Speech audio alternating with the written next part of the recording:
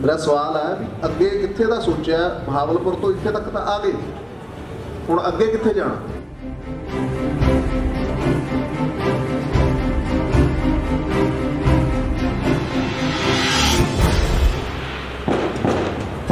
पर शाही इमाम अपनिया स्टेजेस को ओपन स्टेजेस तो ऑन कैमरा माइक के उत्ते रैकॉर्ड बोलते हैं कि वो ये गल कहता कि असीं 30 लाख तो क्रॉस कर चुके हैं।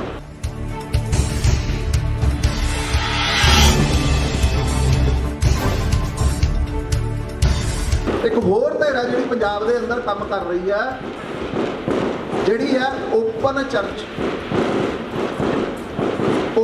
कंसैप्ट है जिहड़ा बखूबी काम कर रहा है, और वो ये गल कह रहे हैं कि असीं 55 लाख क्रॉस कर गए हैं पंजाब में।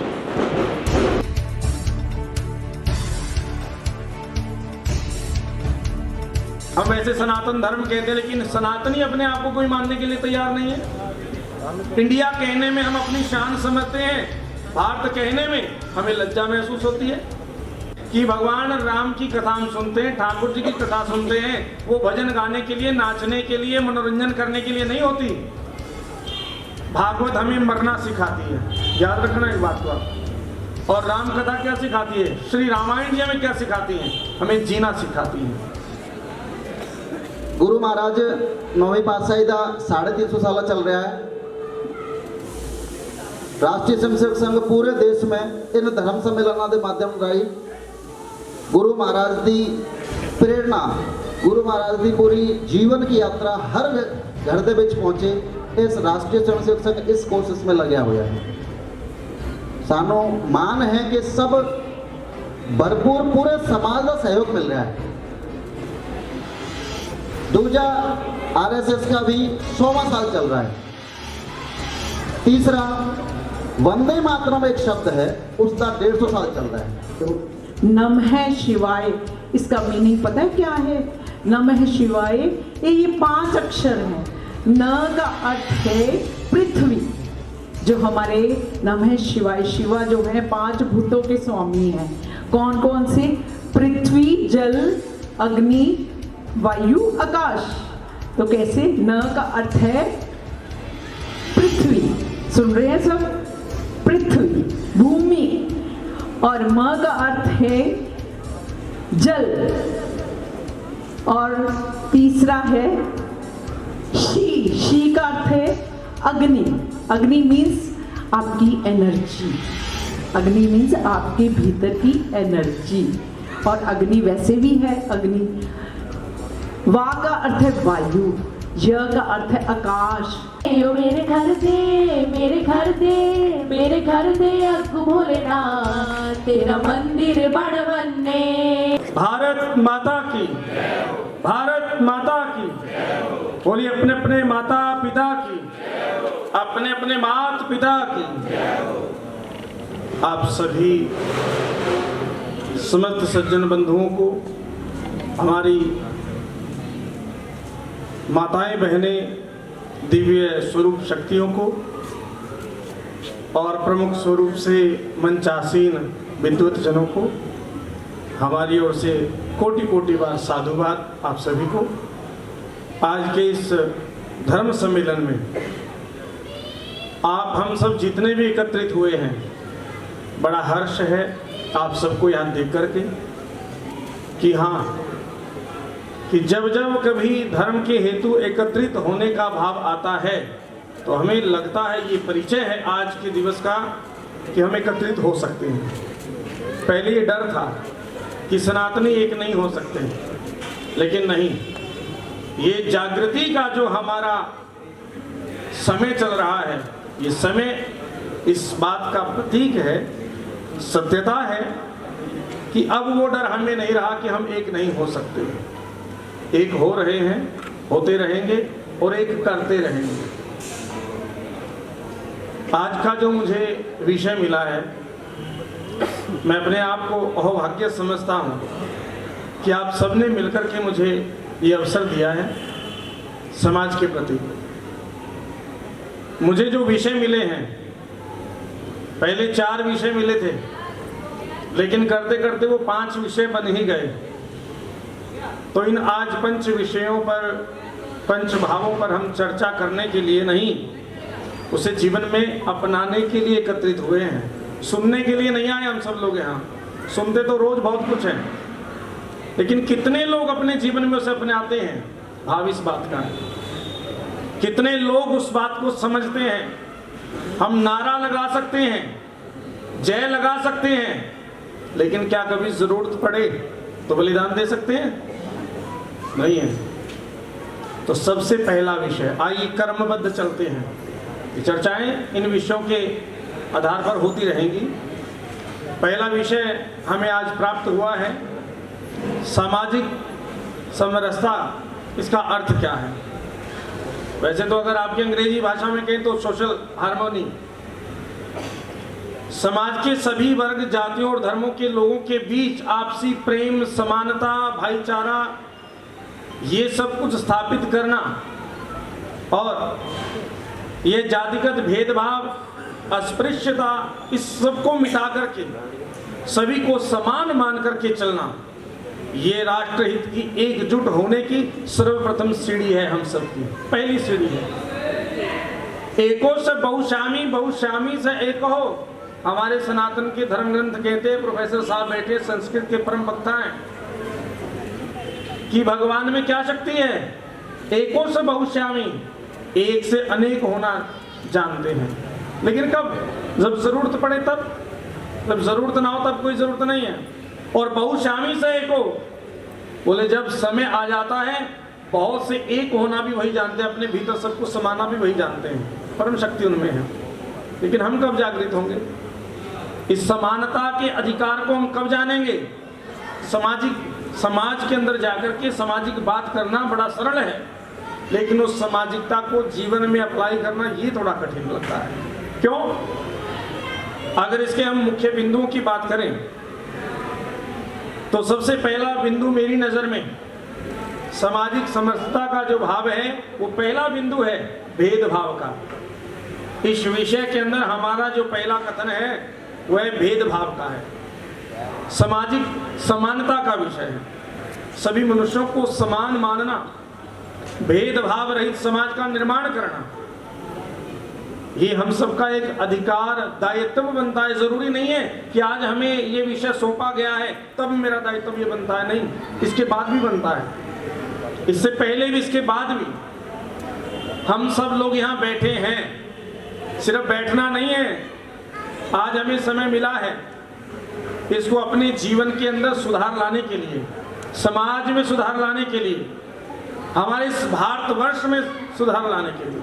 क्योंकि जितनी कुरीतियां हमारे सनातन में बो दी गई हैं, बीज बो दिया गया है, उस कांटे रूपी जो बीज को बोया गया है, जो वृक्ष बन रहा है, उस कांटे रूपी वृक्ष को जब हम घर में नहीं रख सकते, अगर वास्तु दोष की बात करें तो वास्तु शास्त्री कहते कांटेदार वृक्ष सरकार घर में नहीं लगाना चाहिए।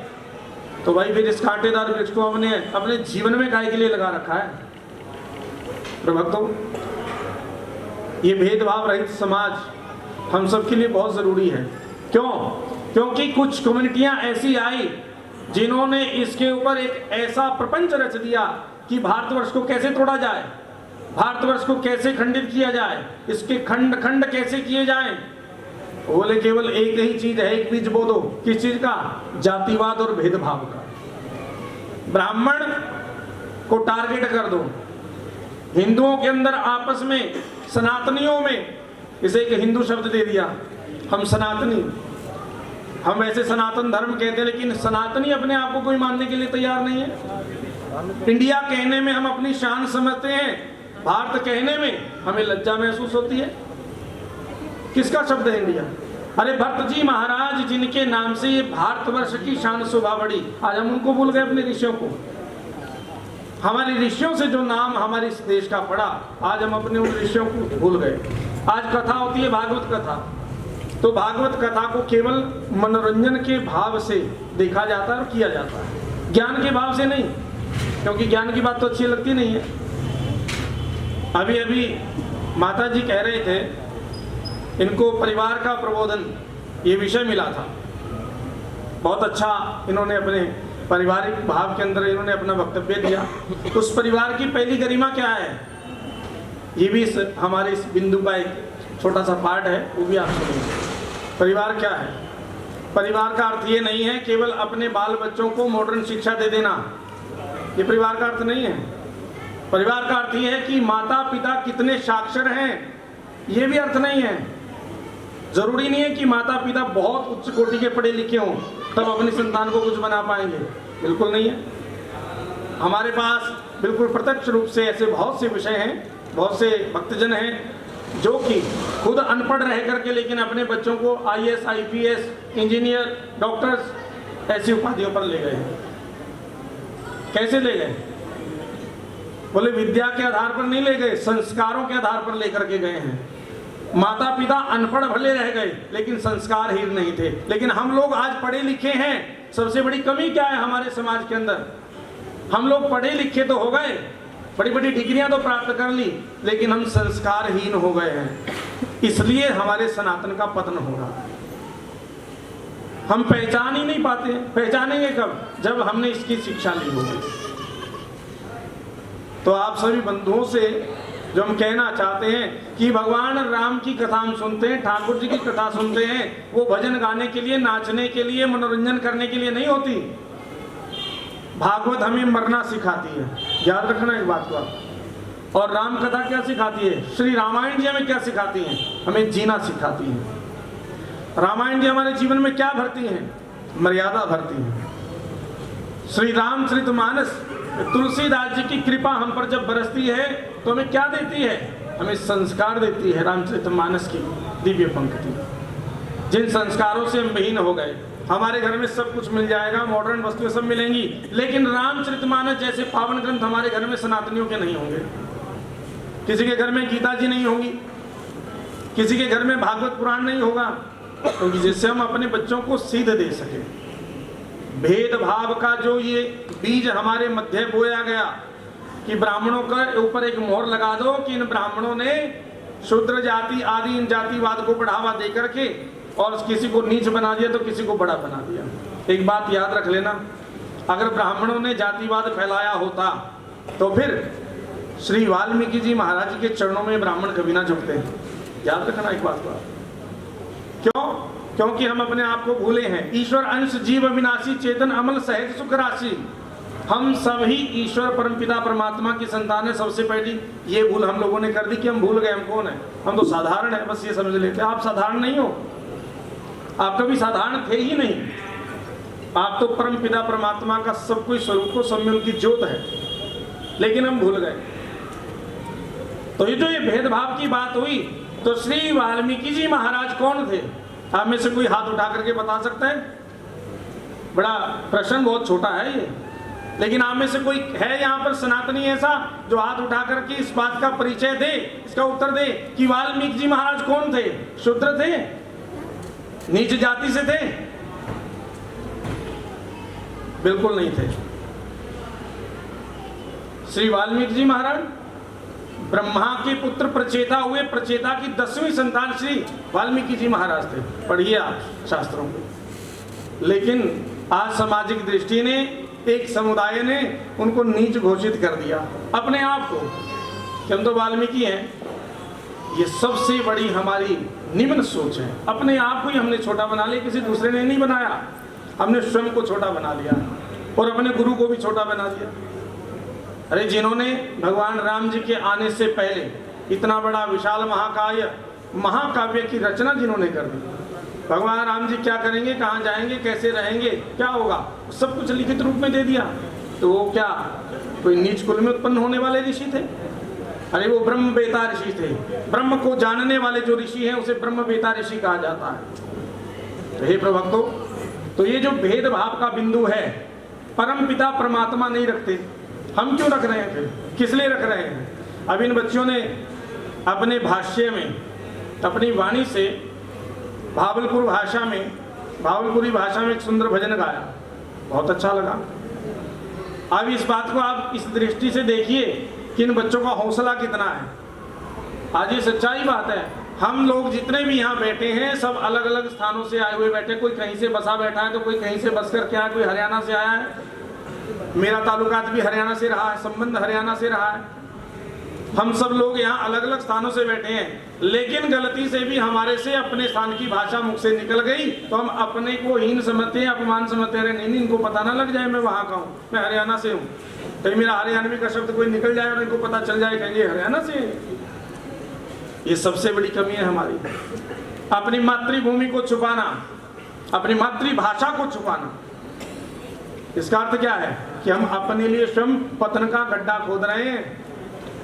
प्रभक्तों, निम्न से होकर के आज उच्च शिखर तक जो पहुंचा है वो समाज कौन सा है मालूम है आपको? वो भावलपुरी समाज है। अरे देश का बंटवारा हो गया, कुछ नहीं रहा, जमीन जायदाद धन दौलत सोना चांदी सब कुछ क्षण भर में राख हो गया, माटी बन गया। सब कुछ छोड़ छाड़ करके एक क्षण में भारतवासी कहला गए। बात याद रखिए आप इस बात को।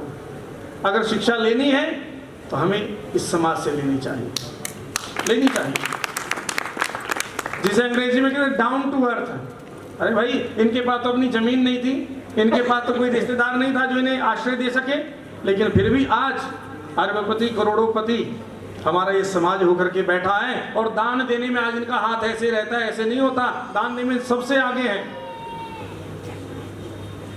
तो विषय आज के बहुत बहुत विशाल हैं, समय थोड़ा है, लेकिन हमें थोड़े समय में ही समझना पड़ेगा। क्योंकि जो ये आज हमारे जो ये संस्थानों के द्वारा ये कार्य किए जा रहे हैं, ये कोई छोटी बात नहीं है। आप इसे केवल सम्मेलन मत समझ लेना, ये आने वाले जीवन का सारभूत गुण प्राप्त हो रहा है हमें। आने वाली समय की बात है ये, आने वाले समय में हमारे साथ क्या होगा। तो दूसरा भाव है हमारा अस्पृश्यता, इसकी समाप्ति करनी होगी। कैसे होगी? देखो, भगवान जात पात पूछे नहीं, कोई हरि को भजे सो हरि का होई, ये सब कोई बोल देता है, लेकिन मानता कौन है भाई? कितने लोग मानते हैं इस बात को कि हरि को भजे सो हरि का होई, जात पात पूछे नहीं कोई। अपरमपिता परमात्मा की बात देखना, सदग्रंथों के माध्यम से आप सुनना। जब भगवान वर्षा बरसाते हैं तो बताओ कब देखते हैं कि शूद्र का घर है, ये ब्राह्मण का घर है, क्षत्रिय का घर है? कब देखते हैं कि मंदिर पर ये वर्षा हो रही है, मस्जिद पर हो रही है, गुरुद्वारा साहिब पर हो रही है? बादल कभी जाति देख करके नहीं बरसते। किसान जब बीज बोता है तब देखता नहीं है कि उल्टा गिरा है सीधा गिरा है, लेकिन वो अच्छी फसल में, एक उसका विश्वास है, दृढ़ संकल्प है, मेहनत है, उसका बीज अच्छी फसल में पैदा होता है। ये विश्वास स्वयं के लिए चाहिए हमें। और जब वो बीज बो देता है, फसल बनती है, उसकी फसल कट करके जब मंडी में आती है, आप बताओ, और उस फसल से जब हमारे भोजन के योग्य पदार्थ बनता है, सबकी रसोई घरों में आ जाता है, आटा आ जाता है, चावल आ जाती है, दालें आ जाती हैं। आप में से कोई बताएगा मुझे कि वो किस किसान के खेत का अन्न आप खा रहे हो? किस किसान के खेत से आया हुआ जो अन्न है, क्या उस पर मोहर लगी है? क्या उस पर मेंशन किया है कि जाट के खेत से अन्न आया है, ब्राह्मण के खेत से अन्न आया है, शूद्र के खेत से अन्न आया है? क्या है उसके ऊपर कहीं किसी प्रकार की कोई भावना ऐसी? जानते हो क्या? लेकिन खा लेते हो। बस इतना पता है अन्न है, ये पृथ्वी से उपजा है और हमारा इससे उदर भरेगा। अगर इतना ही जातिवाद है तो भाई पता होना चाहिए, जिस ढाबे पर आप रुक कर के भोजन कर रहे हो तो फिर उस ढाबे पर जाकर के पूछो कि तुम्हारे यहाँ भोजन पकाने वाला कौन किस जाति का है। वहाँ तो हम नहीं पूछते, वहाँ तो कभी नहीं पूछते, लेकिन कब पूछ लेते हैं ये आप सबको पता है। जब हमें पता चल जाए भाई हमारे पास में कोई ऐसा उत्कृष्ट प्राणी खड़ा है जिससे घृणा हो जाए, तब हम कहते हैं इससे दूर रहो, ये छुआछूत का फिर विचार वहाँ पर आ जाता है हमारे। भाई जब तुम भोजन कर रहे थे ढाबे में बैठ कर के तो वहाँ छुआछूत तुम्हारी कहाँ चली गई थी? भीतर जाकर के मैनेजर से क्यों नहीं पूछा रोटी पकाने वाला, तंदूर चलाने वाला कौन है, किसके हाथ की रोटी खा रहे हैं हम? तो ये सब कुछ वो है, हमारे जो बुद्धि के ऊपर पर्दा पड़ा है, छाया पड़ी, अंधकार पड़ा है, केवल और केवल मात्र बड़े और छोटे का भाव। देखो बड़ा तो यहाँ कोई है ही नहीं, सबको सामर्थ्य प्रदान की है, कोई थोड़ा है तो कोई ज्यादा है। तो ऐसी अस्पृश्यता की जो भावना है ये कदाचित अपने मन में मत लाओ, अथवा हम लोग आगे नहीं बढ़ पाएंगे। एक हो जाइए, एकता की परिभाषा दीजिए सबको आप। अगला हमारा बिंदु है भावनात्मक एकता, सह अस्तित्व, विभिन्न विविधताओं को स्वीकार करते हुए एक शांति से रहना। सबका साथ देना, सबका सहयोग करना, ये प्रत्यक्ष व्यवहार है, मानवीय दृष्टिकोण है। मानवीय दृष्टिकोण क्या है? आपके पड़ोसी के यहाँ कोई अनन्य संप्रदाय का व्यक्ति आकर के झगड़ा कर रहा है बिना बात के, कोई झगड़ा कर रहा है, उनका झगड़ा हो भी गया तो हम लोग सब सनातनियों का ये मोहल्ला है, और अगर हमारे घर में घुस करके कोई हमारे पड़ोसी को मार पीट रहा है तो हम सब अपने दरवाजे बंद कर लेते हैं, भाई हमारा झगड़ा नहीं है तो पड़ोसियों का है। लेकिन याद रखना, जब अग्नि जलती है तो अगर पड़ोसी के घर में आग लगी है, तुम्हारे घर तक आग पहुंचने में ज्यादा समय नहीं लगेगा।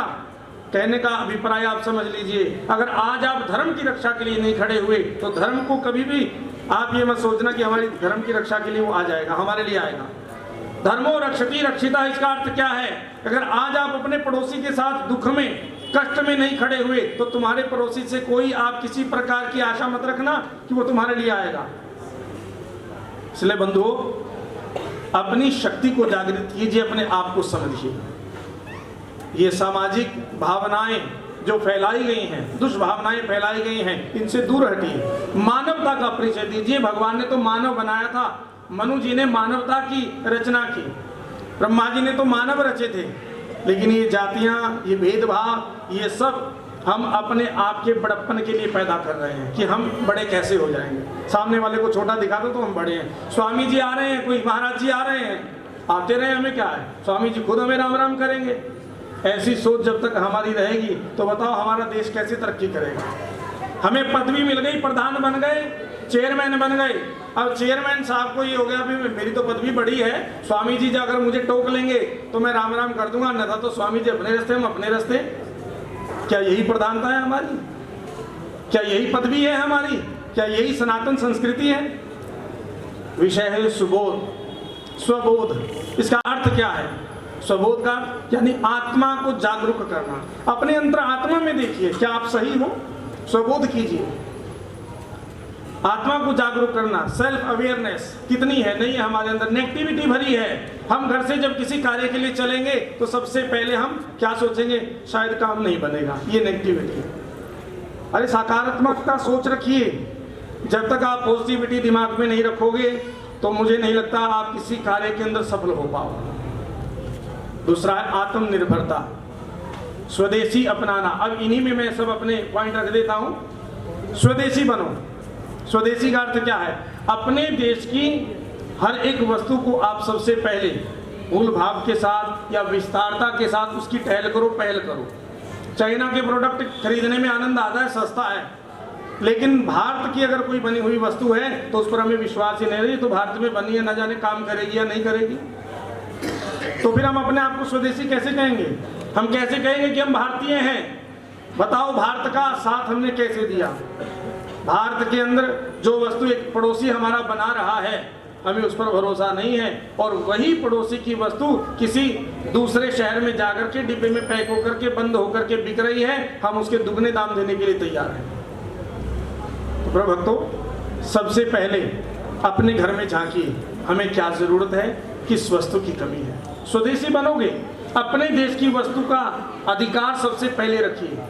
अपने देश में बनी हुई, निर्मित हुई उन वस्तुओं का उपयोग कीजिए। क्यों? ताकि जिन्होंने इसे बनाया है, जो इसे बेच रहे हैं, जो इसे समाज में फैला रहे हैं, ताकि उन तक जो हमारे भारत का धन, हमारी मेहनत का धन हमारे ही भारत में रह जाए और उसकी वृद्धि हो जाए, तरक्की हो जाए। बाहर की शक्तियों को प्रबल मत कीजिए। हम लोगों का ये भाव है, अमेज़न पर हम ऑर्डर कर देते हैं, लेकिन वही वस्तु हमारे बगल के दुकानदार से मिल रही है, वहां से कभी नहीं खरीदेंगे, क्योंकि 10 कदम चलना पड़ेगा, घर बैठे बैठे आ जाए, ऐसी मेंटेलिटी हमारी सोच बन गई है।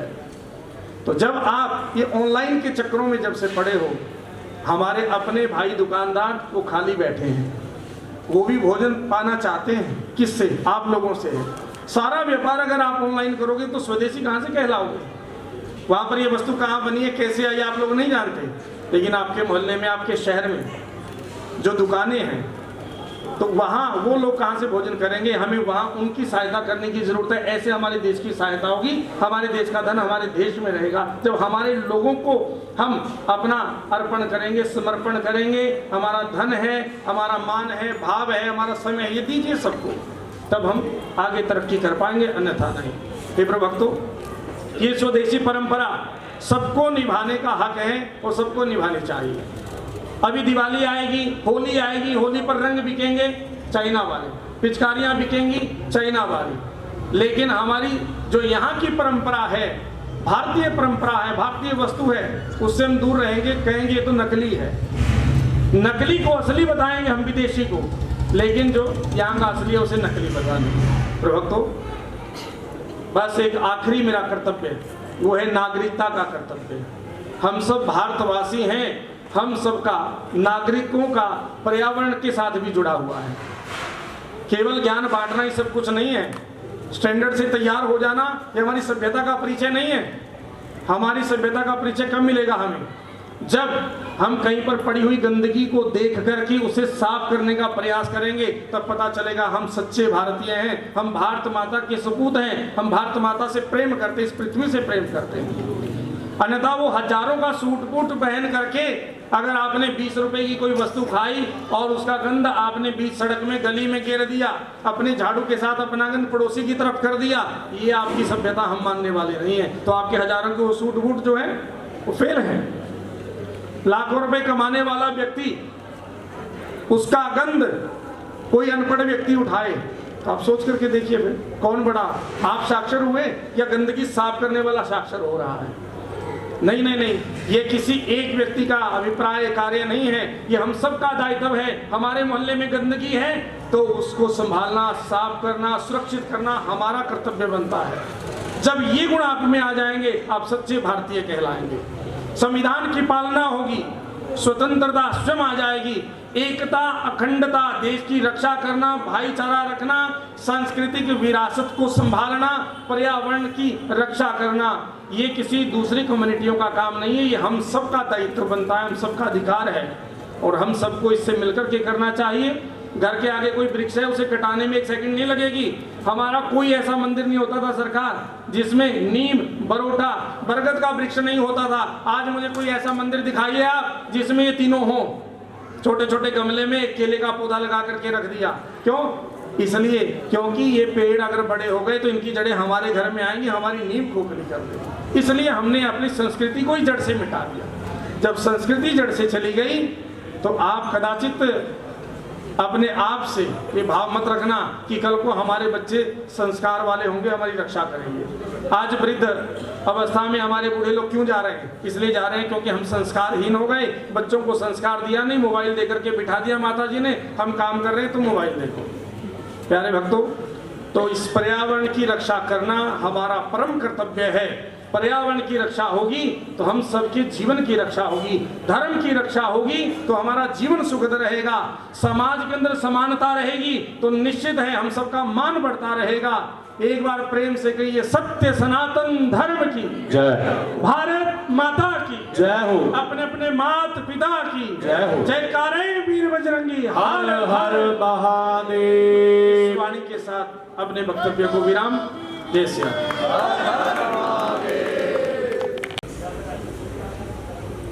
मंचासीन साधुजन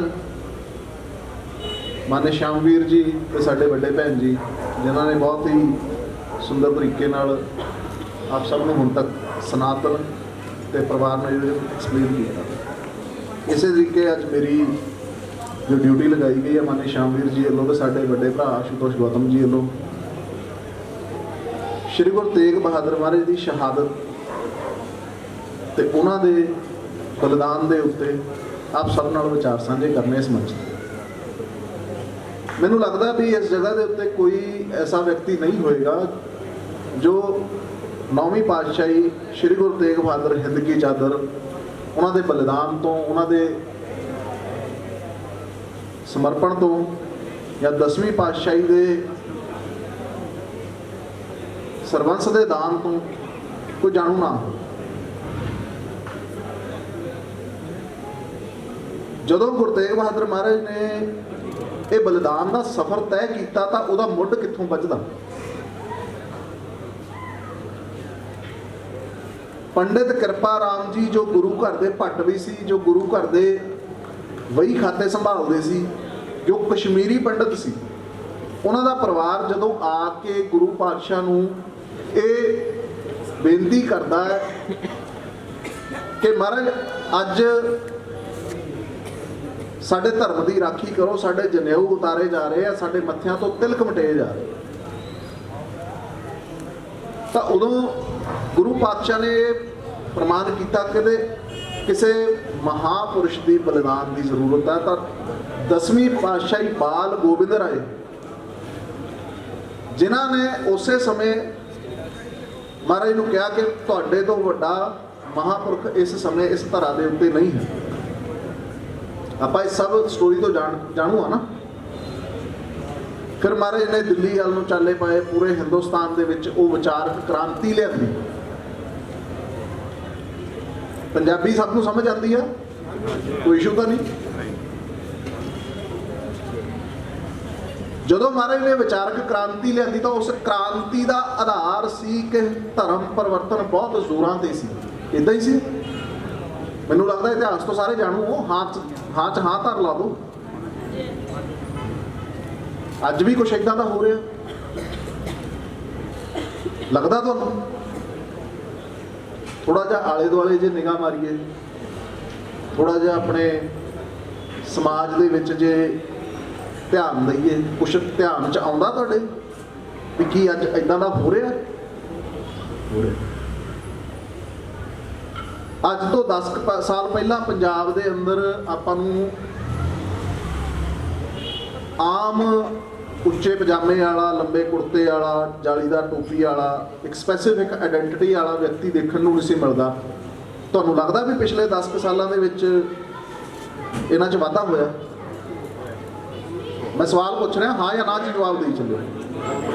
ਹੋਇਆ। ਫਿਰ ਜਿਵੇਂ ਅੱਜ ਮੈਨੂੰ ਲੱਗਦਾ ਵੀ ਲਗਭਗ ਸਾਡਾ ਬਹਾਵਲਪੁਰ ਸਮਾਜ ਬੈਠਾ ਇੱਥੇ, ਇਦਾਂ ਹੀ ਆ। ਫਿਰ ਆਪਾਂ ਇੱਥੋਂ ਅੱਗੇ ਪਲਾਇਨ ਕਰਕੇ ਕਿੱਥੇ ਜਾਣ ਦੀ ਤਿਆਰੀ ਕਰ ਰਹੇ ਹਾਂ? ਮੇਰਾ ਸਵਾਲ ਹੈ ਵੀ ਅੱਗੇ ਕਿੱਥੇ ਦਾ ਸੋਚਿਆ? ਬਹਾਵਲਪੁਰ ਤੋਂ ਇੱਥੇ ਤੱਕ ਤਾਂ ਆ ਗਏ, ਹੁਣ ਅੱਗੇ ਕਿੱਥੇ ਜਾਣਾ? ਕਿਹੜੀ ਸਟੇਟ ਸੋਚੀ ਹੈ? ਉੱਥੇ ਵੀ ਕਾਰੋਬਾਰ ਹੀ ਛੱਡ ਕੇ ਆਏ ਸੀ ਨਾ, ਕਾਰੋਬਾਰੀ ਆ ਨਾ ਆਪਾਂ ਸਾਰੇ।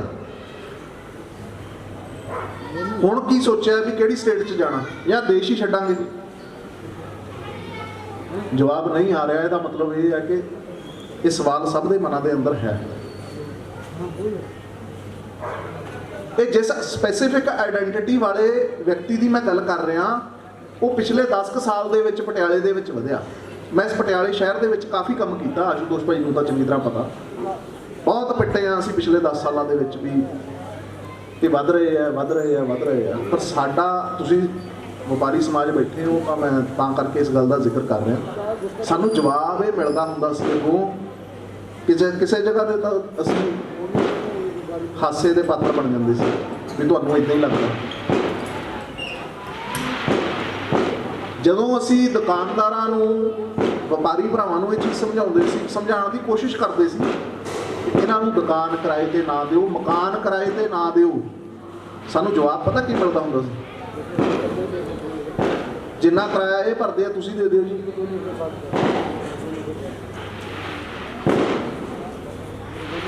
ਪਾਰਟੀਸ਼ਨ ਨੂੰ ਕਿੰਨੇ ਸਾਲ ਹੋਏ ਜੀ? ਸਾਨੂੰ ਪਾਰਟੀਸ਼ਨ ਹੋਏ ਨੂੰ, ਪਾਕਿਸਤਾਨ ਬਣੇ ਨੂੰ ਕਿੰਨਾ ਸਮਾਂ ਹੋਇਆ? 100 ਸਾਲ ਵੀ ਹਜੇ ਪੂਰੇ ਨਹੀਂ ਨਾ ਹੋਏ। ਤੇ ਜਿਹੜੀ ਸਪੀਡ ਨਾਲ ਉਹ ਵੱਧ ਰਹੇ ਆ, 2011 ਦੀ ਜੇ ਮੈਂ ਮਰਦਮਸ਼ੁਮਾਰੀ ਦੀ ਗੱਲ ਕਰਾਂ ਤਾਂ 2011 ਦੇ ਵਿੱਚ according to census of Punjab 3.5 crore ਦੀ ਕੁੱਲ ਆਬਾਦੀ ਦੇ ਵਿੱਚੋਂ 6 ਲੱਖ ਇਹਨਾਂ ਦੀ ਰੇਸ਼ੋ ਸੀ। ਪਰ ਅੱਜ ਸ਼ਾਹੀ ਇਮਾਮ ਲੁਧਿਆਣਵੀ ਇਹ ਗੱਲ ਕਹਿ ਰਿਹਾ ਕਿ ਅਸੀਂ 30 ਲੱਖ ਕ੍ਰਾਸ ਕਰ ਚੁੱਕੇ, ਸਿੱਧਾ 5 ਗੁਣਾ ਵਾਧਾ। 5,68,000 ਦੇ ਸਮਥਿੰਗ ਇਹਨਾਂ ਦੀ ਆਬਾਦੀ ਸੀ।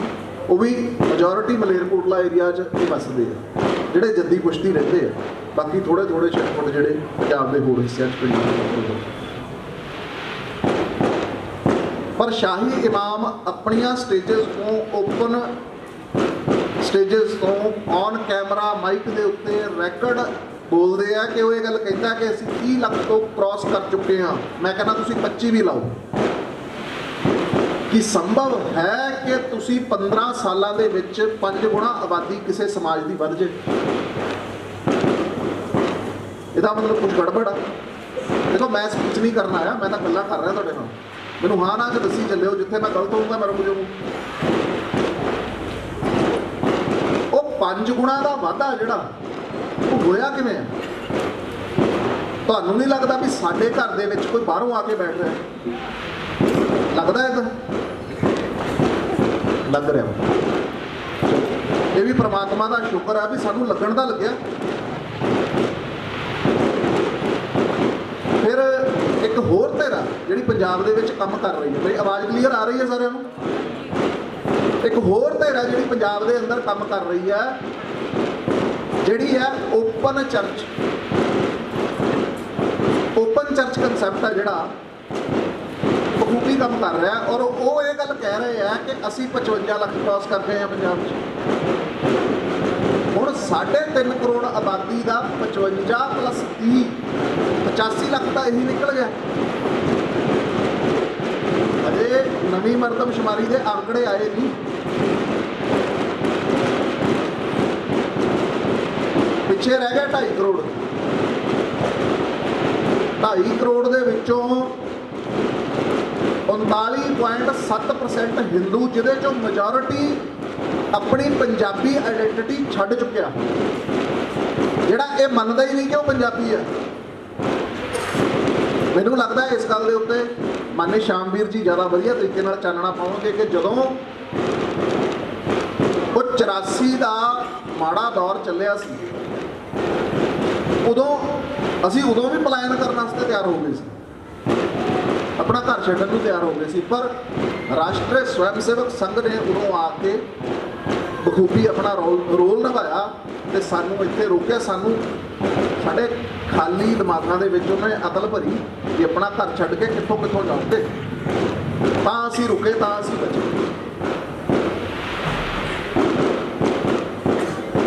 ਪਰ ਹੁਣ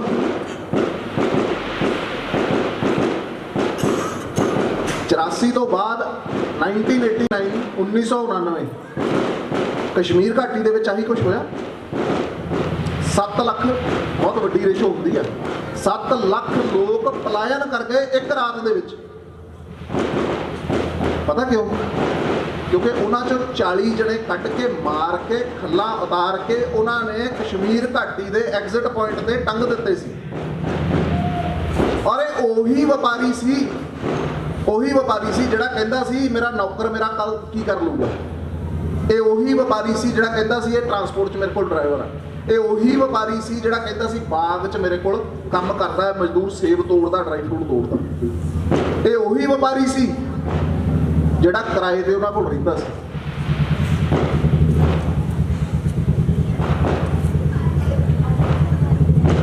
ਹੁਣ ਇਹ ਦੱਸੋ ਵੀ 7 ਲੱਖ ਬੰਦਾ ਪਲਾਇਨ ਕਰਕੇ ਥੱਲੇ ਉਤਰਿਆ ਆ, ਜਿਨ੍ਹਾਂ ਮੇਰੀਆਂ ਮਾਵਾਂ ਨੇ ਕਦੇ ਆਪਣੇ ਪੈਰਾਂ ਨੂੰ ਮਿੱਟੀ ਨਹੀਂ ਸੀ ਨਾ ਲੱਗਣ ਦਿੱਤੀ। ਉਹ ਚਾਹ ਵਾਲੀਆਂ ਛੋਟੀਆਂ ਰੇੜੀਆਂ ਖੋਖਿਆਂ ਦੇ ਉੱਤੇ ਭਾਂਡੇ ਮਾਂਜਦੀਆਂ ਹੁੰਦੀਆਂ ਸੀ। ਜਿਹੜੇ ਬਾਗਾਂ ਦੇ ਮਾਲਕ ਸੀ ਉਹ ਦਿਹਾੜੀਦਾਰ ਬਣ ਗਏ। ਦਿੱਲੀ ਜਾ ਕੇ ਹਾਲਾਤ ਦੇਖ ਲਿਓ, ਅੱਜ ਵੀ ਉਹ ਮੁੜ ਵਸੇਬਾ ਨਹੀਂ ਹੋਇਆ ਉਹਨਾਂ ਦਾ। ਧਾਰਾ 370 ਟੁੱਟਿਆਂ ਨੂੰ ਅੱਜ 7 ਸਾਲ ਹੋ ਗਏ ਆ, ਪਰ ਉਹ ਹਿੰਮਤ ਨਹੀਂ ਕੋਈ ਦੁਬਾਰਾ ਜਾ ਕੇ ਉੱਥੇ ਵਸ ਸਕੇ। ਉਹਦਾ ਕਾਰਨ ਪਤਾ ਕੀ ਆ? ਉਹ ਜਿਹੜੀ ਧਿਰ ਆ ਨਾ, ਉਹਨੂੰ ਤੁਹਾਡੀਆਂ ਕਮਜ਼ੋਰੀਆਂ ਦਾ ਪਤਾ। ਉਹ ਤਾਕਤਵਰ ਨਹੀਂ ਹੈ, ਉਹਨੂੰ ਤੁਹਾਡੀ ਕਮਜ਼ੋਰੀ ਦਾ ਪਤਾ ਕਿ ਤੁਸੀਂ ਇੰਨੇ ਕੁ ਮਚਲੇ ਹੋਏ ਹੋ। ਜਦੋਂ ਮੁਸੀਬਤ ਚੜ ਕੇ ਆਉਂਦੀ ਆ, ਤੁਸੀਂ ਆਪਣਾ ਕੰਫਰਟ ਜ਼ੋਨ ਛੱਡਣ ਨੂੰ ਤਿਆਰ ਹੀ ਨਹੀਂ ਹੁੰਦੇ। ਜਦੋਂ ਮੁਸੀਬਤ ਸਾਡੇ ਘਰ ਆ ਕੇ ਖੜੀ ਹੋ ਜਾਂਦੀ ਹੈ, ਦਰਵਾਜ਼ਾ ਖਟਖਟਾ ਰਹੀ ਹੁੰਦੀ ਹੈ, ਅਸੀਂ ਉਦੋਂ ਵੀ ਅੰਦਰ ਮਚਲੇ ਹੋਏ ਪਏ ਹੁੰਦੇ ਆ ਵੀ ਛੱਡ ਯਾਰ, ਮੈਂ ਕੀ ਲੈਣਾ। ਜਿਹੜੀ ਸੰਤਾਂ ਨੇ ਜਿਹੜੀ ਗੱਲ ਕਹੀ ਵੀ ਅੱਗ ਗੁਆਂਢੀ ਦੇ ਘਰ ਲੱਗਦੀ ਹੈ ਤਾਂ ਮੈਂ ਚੁੱਪ ਬੈਠਾ ਵੀ ਮੈਂ ਕੀ ਲੈਣਾ। ਇੱਕ ਸ਼ਲੋਕ ਕੋਟ ਕੀਤਾ ਸੀ, ਧਰਮੋ ਰਕਸ਼ਿਤ ਰਕਸ਼ਤਾ ਧਰਮੋ ਹਤੋ ਹਨ। ਤੁਸੀਂ ਧਰਮ ਦੀ ਰੱਖਿਆ ਕਰੋਗੇ, ਧਰਮ ਤੁਹਾਡੀ ਰੱਖਿਆ ਕਰੇਗਾ। ਧਰਮ ਦੀ ਹਾਨੀ ਹੋਏਗੀ ਤਾਂ ਤੁਹਾਡੀ ਹਾਨੀ ਹੋਏਗੀ। ਮਾਥੇ ਤਿਲਕ ਹੱਥ ਮਾਲਾ ਬਾਣਾ ਲੋਗ ਨਰਾਮ ਖਿਲਾਉਣਾ ਜਾਣਾ। ਮੱਥੇ ਤੇ ਤਿਲਕ ਲਾ ਲਿਆ, ਹੱਥ 'ਚ ਮਾਲਾ ਫੜ ਲਈ, ਬਾਣਾ ਪਾ ਲਿਆ ਤੇ ਕਹਿਤਾ ਮੈਂ ਬਣ ਗਿਆ ਸਨਾਤਨ ਦਾ ਰਕਸ਼ਕ। ਇਦਾਂ ਨਹੀਂ ਹੁੰਦਾ,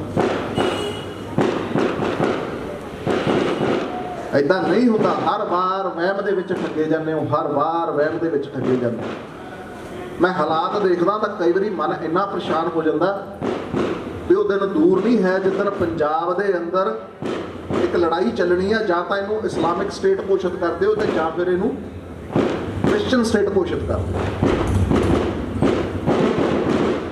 ਬਾਊ ਜੀ ਨੂੰ ਕਹਿ ਦਿਓ ਨਾ, ਬਾਊ ਜੀ ਕਾਕੇ ਦਾ ਲਾਇਸੈਂਸ ਬਣਾ ਦਿਓ ਜਾਂ ਆਪਣਾ ਬਣਾ ਲਓ, ਘਰ ਮਾਸਲਾ ਹੋਣਾ ਜ਼ਰੂਰੀ ਆ, ਰੱਖਿਆ ਕਰੇਗਾ। ਤਾਂ ਬਾਊ ਜੀ ਕਿਆ ਕहेंगे, ਬਈ ਉਦੋਂ ਗੁੰਡਾਗਰਦੀਆਂ ਵਾਲੇ ਕਾਰਨਾ ਹਮ ਨਹੀਂ ਕरेंगे। ਬਾਊ ਜੀ 5 ਕਰੋੜ ਰੁਪਏ ਕੋਠੀ ਤੇ ਲਾ ਦੇਣਗੇ, 2 ਕਰੋੜ ਰੁਪਏ ਕੋਠੀ ਤੇ ਲਾ ਦੇਣਗੇ, ਕਾਕਾ ਜੀ ਨੂੰ ਫੋਰਚੂਨਰ ਲੈ ਦੇਣਗੇ, ਆਪ ਮਰਸੀਡੀਜ਼ ਲੈ ਲੈਣਗੇ, ਪਰ ਘਰ ਦੇ ਵਿੱਚ ਲਾਇਸੈਂਸਡ ਵੈਪਨ ਨਹੀਂ ਰੱਖਣਗੇ। ਉਹਦਾ ਕਾਰਨ पूजा तो हम करेंगे शस्त्रधारी देवताओं की। बजरंगबली का मंदिर है ना, मैंने पढ़िया बजरंगबली का, सारी उम्र गदा ही घुमाया उन्हें राक्षसां दे उत्ते, जय श्री राम कह के। सानू बोध ही नहीं साडे ते किहड़ी चीज़ चढ़ाई करी हुंदी है। और जे कोई अवेयर करना आउंदा उल्टा उन्होंने कहा जाता, असीं एक जगह के उत्ते दुकानां खाली कराइयां, 35 दुकानां खाली कराइयां,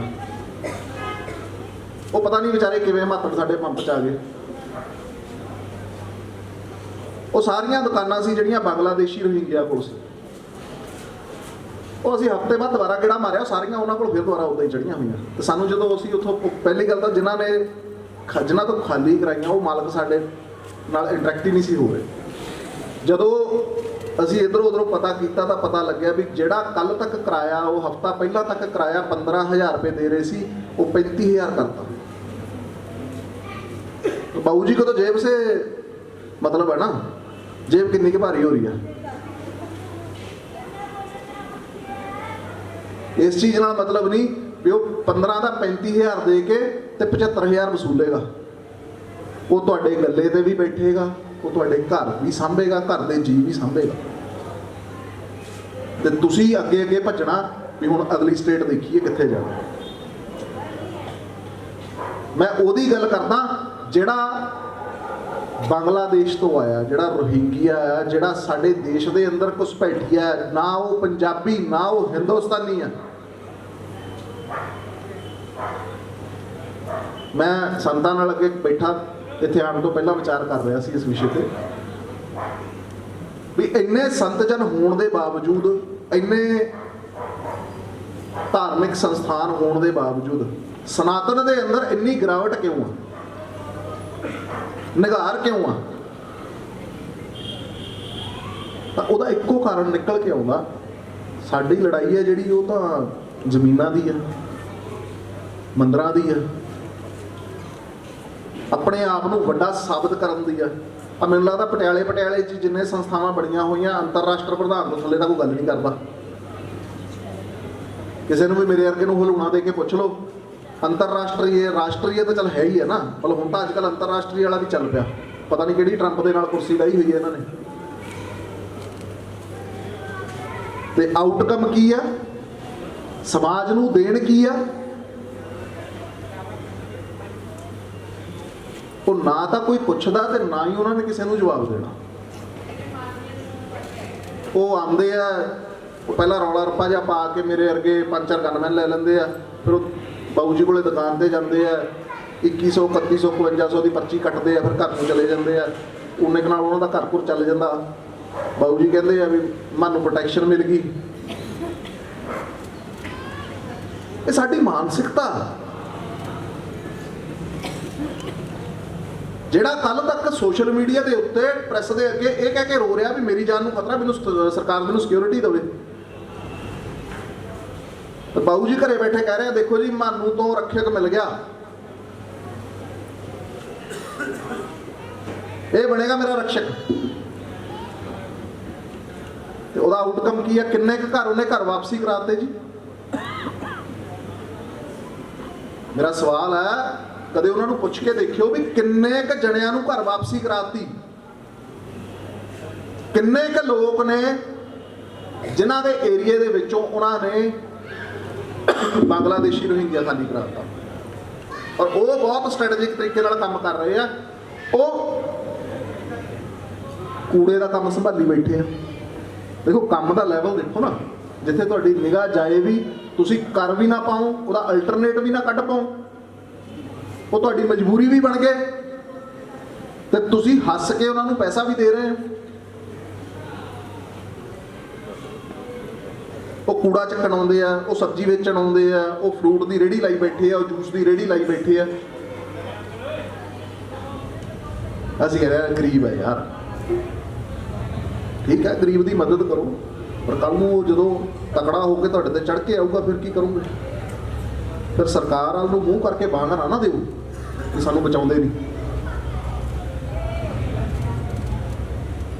ये हालात मैं पिछले 2009 तो काम कर रहा पंजाब के अंदर, और उदों तो ये चीज़ देखते आ रहे हैं।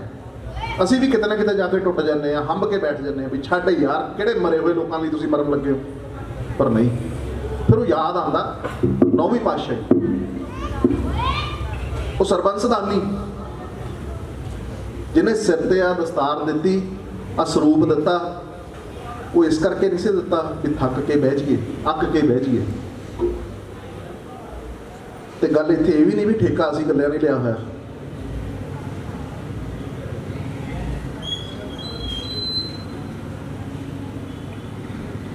खालसे की भर्ती की गई हिंदू मार्शल जीन इकट्ठा करके।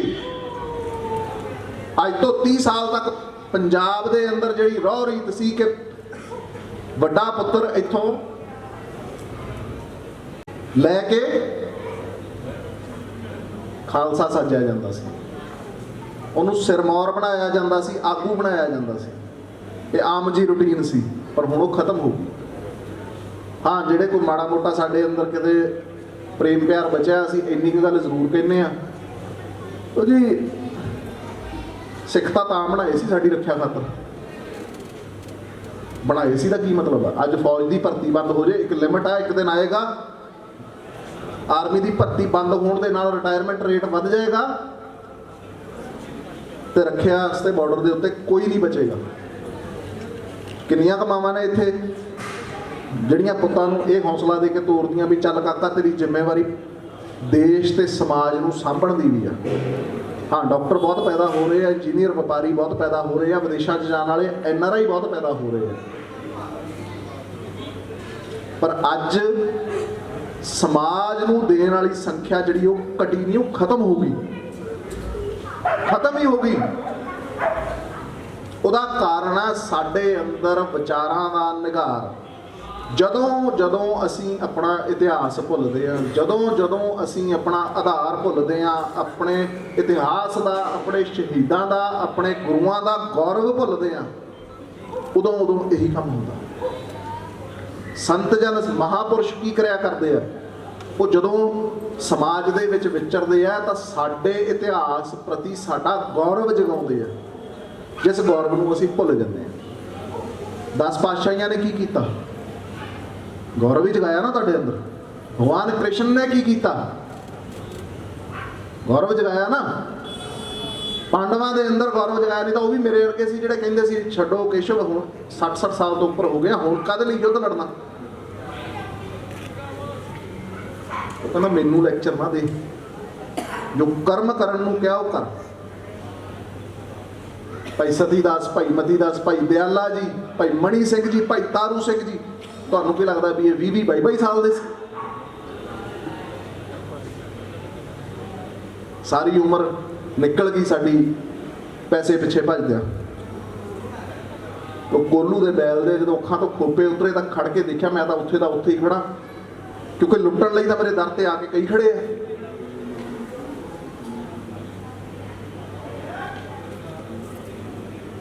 ना परिवार चों बच्चे नूं वो चीज़ मिल रही है, ना बाहरले इन्वायरमेंट चों मिल रही है। मेरे वर्गे सवेरे उठते हैं, फोन चकते हैं, जो रीलों की नेरी लियाउंदे आ, सारा दिन कट दिंदे आ। सिक्ख्या की, कमाया की, किसी नूं कोई मतलब नहीं, कोई मतलब नहीं। ਉਹਦਾ ਕਾਰਨ ਪਤਾ ਕੀ ਆ? ਉਹ ਬੱਚੇ ਦੀ ਗਲਤੀ ਨਹੀਂ ਹੈਗੀ, ਗਲਤੀ ਉਹਨਾਂ ਦੀ ਹੈ ਜਿਨ੍ਹਾਂ ਨੇ ਉਹਨੂੰ ਪਰਵਰਿਸ਼ ਨਹੀਂ ਦਿੱਤੀ।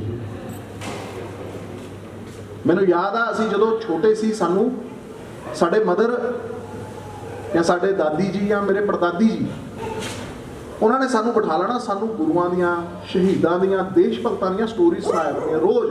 ਔਰ ਕਈ ਵਾਰੀ ਇੱਦਾਂ ਹੁੰਦਾ ਸੀ ਵੀ ਇੱਕ ਸਟੋਰੀ 15-20 ਦਿਨਾਂ ਬਾਅਦ ਦੁਬਾਰਾ ਰਿਪੀਟ ਹੋ ਜਾਂਦੀ ਸੀ, ਔਰ ਉਹਨੂੰ ਸੁਣਨ ਦਾ ਆਨੰਦ ਬਹੁਤ ਆਉਂਦਾ ਸੀ।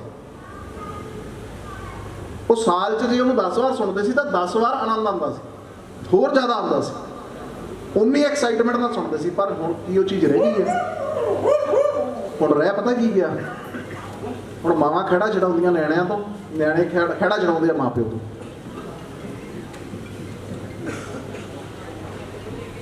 ਇਸ ਖਹਿੜਾ ਛਡਾਉਣ ਦੇ ਚੱਕਰ ਦੇ ਵਿੱਚ ਆਹਤ ਹੋ ਰਿਹਾ ਸਾਡਾ ਸਮਾਜ, ਸਾਡਾ ਧਰਮ। ਸੋ ਮੈਂ ਜ਼ਿਆਦਾ ਲੰਬੀ ਗੱਲਬਾਤ ਨਹੀਂ ਕਰੂੰਗਾ, ਪਰ ਨੌਜਵਾਨਾਂ ਨੂੰ ਜ਼ਰੂਰਤ ਹੈ ਅੱਜ ਆਪਣੇ ਗੌਰਵ ਨਾਲ ਜੁੜਨ ਦੀ, ਤੇ ਸਾਡੇ ਮਾਪਿਆਂ ਨੂੰ ਜ਼ਰੂਰਤ ਹੈ, ਸਾਡੀਆਂ ਭੈਣਾਂ ਨੂੰ ਜ਼ਰੂਰਤ ਹੈ ਮਾਈ ਭਾਗੋ ਬਣਨ ਦੀ। ਮਾਈ ਭਾਗੋ ਦੀ ਸਟੋਰੀ ਪਤਾ ਨਾ ਸਭ ਨੂੰ? ਪਤਾ? ਮੈਂ ਫਿਰ ਵੀ ਇੱਕ ਵਾਰੀ ਰਿਪੀਟ ਕਰ ਦਿੰਦਾ ਕਿਉਂਕਿ ਜ਼ਿਆਦਾ ਸਿਰਾਂ ਦੇ ਹਿੱਲਣ ਦਾ ਮੈਨੂੰ ਦਿਖਿਆ ਨਹੀਂ ਹੈ। ਮਾਈ ਭਾਗੋ ਉਹ ਸੀ ਜਦੋਂ 40 ਮੁਕਤਿਆਂ ਨੇ ਜੰਗ ਛੱਡ ਕੇ 10ਵੀਂ ਪਾਤਸ਼ਾਹੀ ਦੇ ਨਾਲ ਜੰਗ ਲੜਦਿਆਂ ਉਹਨਾਂ ਨੇ ਜੰਗ ਦਾ ਮੈਦਾਨ ਛੱਡ ਕੇ ਘਰ ਵਾਪਸੀ ਕਰ ਲਈ ਸੀ, ਤੇ ਮਾਈ ਭਾਗੋ ਨੇ ਅੱਗੇ ਚੂੜੀਆਂ ਸਿੱਟਦੀਆਂ ਸੀ ਵੀ ਆ ਚੂੜੀਆਂ ਪਾ ਲਓ ਤੇ ਔਰਤਾਂ ਨੂੰ ਘਰੇ ਬਹਿ ਜਾਓ। ਤੇ 10 ਫੁੱਟ ਦੀ ਉਹ ਬੰਦੂਕ ਅੱਜ ਵੀ ਨੰਦੇੜ ਸਾਹਿਬ ਪਈ ਆ। ਉਹ 10 ਫੁੱਟ ਦੀ ਬੰਦੂਕ ਚੱਕ ਕੇ ਤੇ ਮਹਾਰਾਜ ਨਾਲ ਜੰਗ ਦੇ ਵਿੱਚ ਸ਼ਰੀਕ ਹੋਣ ਲਈ ਤੁਰ ਪਏ ਸੀ। ਤੇ ਇਹ ਚੀਜ਼ ਦੇਖ ਕੇ ਜਦੋਂ ਉਹਨਾਂ ਨੂੰ, ਉਹਨਾਂ 40 ਮੁਕਤਿਆਂ ਦੇ ਅੰਦਰ ਗਲਤੀ ਦਾ ਉਹਨਾਂ ਨੂੰ ਅਹਿਸਾਸ ਹੋਇਆ ਵੀ ਗੁਰੂ ਨੂੰ ਬੇਦਾਵਾ ਦੇ ਕੇ ਠੀਕ ਨਹੀਂ ਕੀਤਾ, ਲਿਖ ਕੇ ਦੇ ਆਏ ਸੀ, ਪਰ ਉਹ ਵੀ ਗੁਰੂ ਦੀ ਲੀਲਾ ਸੀ। ਫਿਰ ਉਹ ਖਦਰਾਣੇ ਦੀ ਢਾਲ ਤੇ ਜਾ ਕੇ ਮੁਕਤਸਰ ਵਿੱਚ ਉਹਨਾਂ ਨੇ ਸਾਰੇ 40 ਮੁਕਤਿਆਂ ਨੇ ਸ਼ਹਾਦਤ ਪ੍ਰਾਪਤ ਕੀਤੀ ਤੇ ਗੁਰੂ ਨੇ ਬੇਦਾਵਾ ਪਾੜਿਆ। ਅੱਜ ਜ਼ਰੂਰਤ ਮਾਈ ਭਾਗੋ ਬਣਨ ਦੀ ਹੈ, ਮਾਤਾ ਸਾਹਿਬ ਕੌਰ ਬਣਨ ਦੀ ਹੈ। YouTube ਤੇ ਨੱਚਣ ਨੂੰ ਦੁਨੀਆ ਪਈ ਆ, ਰੀਲਾਂ ਬਣਾਉਣ ਨੂੰ ਦੁਨੀਆ ਪਈ ਆ, ਉਹਨਾਂ ਨੂੰ ਕਰਨ ਦਿਓ ਉਹਨਾਂ ਦਾ ਕੰਮ। ਸਾਨੂੰ ਰੀਲਾਂ ਨੇ ਨਹੀਂ, ਸਾਨੂੰ ਰੀਅਲ ਲਾਈਫ ਨੇ ਬਚਾਉਣਾ, ਔਰ ਸਾਨੂੰ ਇਸ ਚੀਜ਼ ਤੇ ਧਿਆਨ ਦੇਣਾ ਹੀ ਪੈਣਾ। ਨਹੀਂ ਦਿਆਂਗੇ ਤਾਂ ਫਿਰ ਤਿਆਰੀ ਰੱਖੋ ਵੀ ਅਗਲੀ ਸਟੇਟ ਕਿਹੜੀ ਚੁਣਨੀ ਆ, ਇਹ ਹੁਣ ਤੁਹਾਡੇ ਤੇ ਹੈ। ਇਹ ਜਦੋਂ ਤੁਹਾਡੇ ਕੋਲ ਆਉਂਦੇ ਆ, ਕੁਝ ਮੰਗਣ ਆਉਂਦੇ ਆ, ਸੋਸ਼ਲ ਬਾਈਕਾਟ ਕਰੋ ਇਹਨਾਂ ਦਾ, ਫਾਈਨੈਂਸ਼ੀਅਲ ਬਾਈਕਾਟ ਕਰੋ। ਤੁਹਾਡੇ ਗਲੀ ਮੁਹੱਲੇ, ਤੁਹਾਡੇ ਗ੍ਰਾਂ ਦੇ ਵਿੱਚ, ਤੁਹਾਡੇ ਆਲੇ ਦੁਆਲੇ, ਤੁਹਾਡੇ ਸ਼ਹਿਰ ਦੇ ਵਿੱਚ ਕੋਈ ਜ਼ਰੂਰਤਮੰਦ ਆ, ਕਿਉਂ ਨਹੀਂ ਉਹਦੀ ਮਦਦ ਕਰਦੇ ਯਾਰ? ਕਿਸੇ ਦਾ ਬੱਚਾ ਪੜਾਉਣਾ ਕਿੰਨਾ ਔਖਾ ਕੰਮ ਆ। ਮੰਦਿਰ ਦੀ ਦਾਨ ਪੇਟੀ 'ਚ, ਗੁਰੂ ਘਰ ਦੀ ਦਾਨ ਪੇਟੀ 'ਚ ਪੈਸੇ ਪਾਣੇ ਬਹੁਤ ਸੌਖੇ ਆ, ਕਿਉਂਕਿ ਉੱਥੇ ਸਾਨੂੰ ਲੋਕ ਦੇਖਦੇ ਆ। ਤਾਂ ਮੈਂ ਤਾਂ ਕਹਿੰਦਾ ਮਹੱਲੇ ਮਹੱਲੇ ਇੱਦਾਂ ਦੀਆਂ ਸੁਸਾਇਟੀਜ਼ ਬਣਾਓ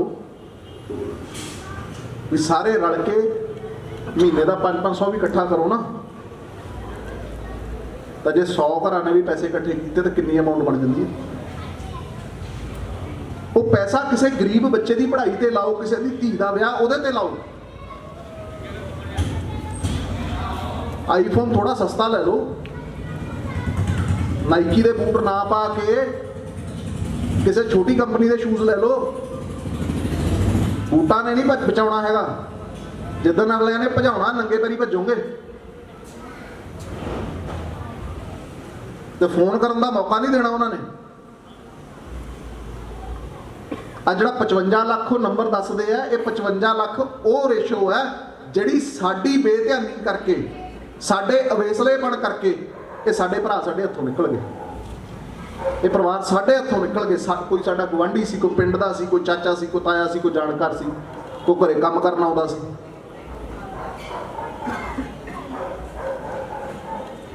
ਸੋ ਇਹਨਾਂ ਚੀਜ਼ਾਂ ਤੇ ਧਿਆਨ ਦਿਓ, ਆਪਣੇ ਬੰਦਿਆਂ ਨੂੰ ਪ੍ਰਮੋਟ ਕਰੋ। ਸਾਨੂੰ ਵਾਇਲੈਂਸ ਕਰਨ ਦੀ ਲੋੜ ਨਹੀਂ ਹੈਗੀ। ਹੁਣ ਉਹ ਸਮਾਂ ਨਹੀਂ ਹੈਗਾ ਵੀ ਤਲਵਾਰ ਚੱਕ ਲਓ ਤੇ ਗਲੀ 'ਚ ਗੇੜੇ ਦਿੰਦੇ ਫਿਰੋ।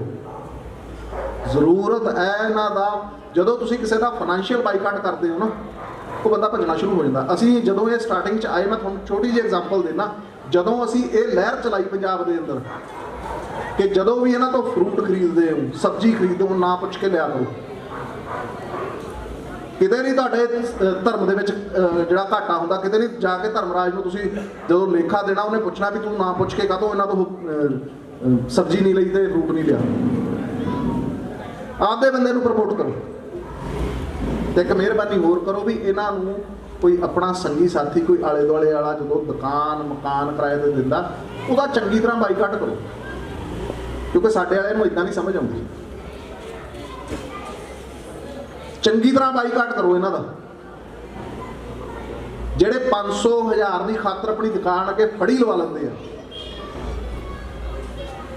ਜਿਹੜੇ ਥੋੜੇ ਜਿਹੇ ਕਿਰਾਏ ਵੱਧ ਦੇ ਖਾਤਰ ਆਪਣੀ ਦੁਕਾਨ ਦੇ ਵਿੱਚ ਇਹਨਾਂ ਨੂੰ ਸਜਾ ਕੇ ਬਿਠਾ ਲੈਂਦੇ ਆ, ਕਰੋ ਉਹਨਾਂ ਦਾ ਸੋਸ਼ਲ ਬਾਈਕਾਟ। ਦੇਖੋ ਕਿਵੇਂ ਠੀਕ ਹੁੰਦਾ ਸਾਰਾ ਕੁਝ। ਇਹ ਜਿਹੜੀ ਸਪੀਡ ਨਾਲ ਪੰਜਾਬ 'ਚ ਵਧੇ ਆ ਉਦੋਂ ਡਬਲ ਸਪੀਡ ਨਾਲ ਇੱਥੋਂ ਭੱਜਣਗੇ, ਕਿਉਂਕਿ ਜਦੋਂ ਬੰਦਾ ਭੁੱਖਾ ਮਰਦਾ ਨਾ ਫਿਰ ਉਹ ਨਵੀਂ ਜਗ੍ਹਾ ਲੱਭਦਾ। ਪਰ ਹੁਣ ਵੈਸੇ ਪੰਜਾਬ ਦੇ ਅੰਦਰ ਮੈਂ 2 ਮਿੰਟ ਹੋਰ ਲਊਂਗਾ। ਜਦੋਂ ਪੰਜਾਬ ਦੇ ਅੰਦਰ ਹੁਣ ਇੱਕ ਨਵੀਂ ਚੀਜ਼ ਸ਼ੁਰੂ ਹੋ ਗਈ ਆ, ਪਹਿਲਾਂ ਤਾਂ ਸੀ ਥੋੜਾ ਸਾਡੇ ਸਿੱਖ ਸਮਾਜ ਦੇ ਵਿੱਚ ਸੀ, ਸਿੱਖ ਭਰਾਵਾਂ ਦੇ ਵਿੱਚ ਸੀ ਵੀ ਉਹਨਾਂ ਨੂੰ ਭਾਈਚਾਰੇ ਦਾ ਥੋੜਾ ਜਿਹਾ ਫਤੂਰ ਚੜਿਆ ਹੋਇਆ ਸੀ ਤੇ ਉਹ ਮਸੀਤਾਂ ਲਈ ਥਾਂ ਦਾਨ 'ਚ ਦੇ ਰਹੇ ਸੀ। ਅੱਜ ਕੱਲ੍ਹ ਸਾਡੇ ਹਿੰਦੂ ਸਨਾਤਨੀ ਭਰਾਵਾਂ ਨੂੰ ਵੀ ਇਹ ਬੁਖਾਰ ਚੜ੍ਹ ਗਿਆ ਔਰ ਬਹੁਤ ਜ਼ਬਰਦਸਤ ਤਰੀਕੇ ਨਾਲ ਚੜ੍ਹ ਗਿਆ। ਮੇਰਾ ਮਤਭੇਦ ਨਾ ਤਾਂ ਕਿਸੇ ਮਤ ਨਾ ਮਜ਼ਹਬ ਨਾਲ ਆ, ਮੇਰਾ ਮਤਭੇਦ ਉਸ ਆਈਡੀਓਲੋਜੀ ਨਾਲ ਹੈ ਜਿਹੜੀ ਸਾਨੂੰ ਖਾ ਰਹੀ ਆ।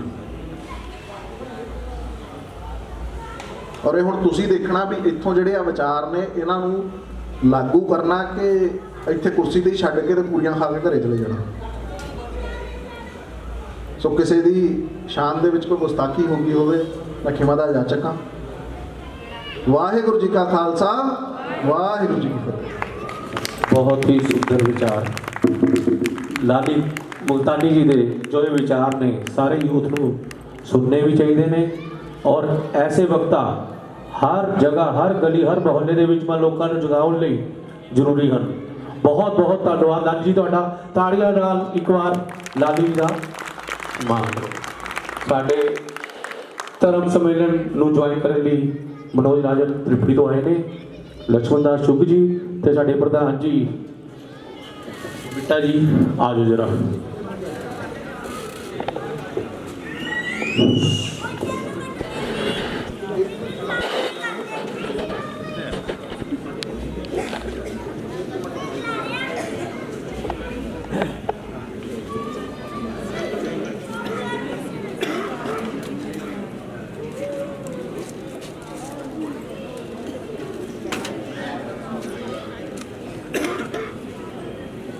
एक भावलपुरी भजन गाने जा रहे हैं और हमें उम्मीद है कि आप सभी हमारा साथ देंगे। सभी ने ताली लगा के हमारा साथ देना है।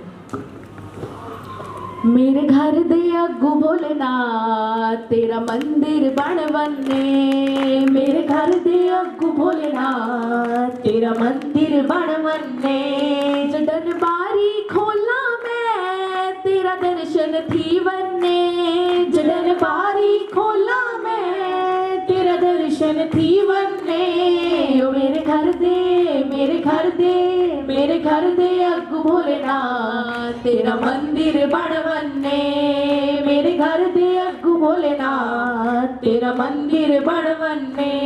जडन आरती थी वे तेरी मैं को घंटी सुनाई देवे, जडन आरती थी वे तेरी मैं को घंटी सुनाई देवे, मैं को रोज सवेरे भोलेनाथ तेरी सूरत दिखाई देवे, मैं को रोज सवेरे भोलेनाथ तेरी सूरत दिखाई देवे। जडन भजन करन मिलके जडन भजन करन मिलके रस कन्ना विच घुल बन्ने, जडन भजन करन मिलके रस कन्ना विच घुल बन्ने। मेरे घर दे अग्गू भोलेनाथ तेरा मंदिर बन बन्ने, मेरे घर दे अग्गू भोलेनाथ तेरा मंदिर बन बन्ने। आंदे वेंदे बाबा मैं ते को प्रणाम करे सा, आंदे वेंदे बाबा मैं ते को प्रणाम करे सा, जो मेरे लायक थी से मैं तेरा काम करे सा, जो मेरे लायक थी से मैं तेरा काम करे सा। करेंदे बाबा, तेरा काम करेंदे बाबा, मेरी किस्मत खुल वन्ने, तेरा काम करेंदे बाबा, मेरी किस्मत खुल वन्ने। जडन बारी खोला मैं, तेरा दर्शन थी वन्ने, जडन बारी खोला मैं, तेरा दर्शन थी वन्ने।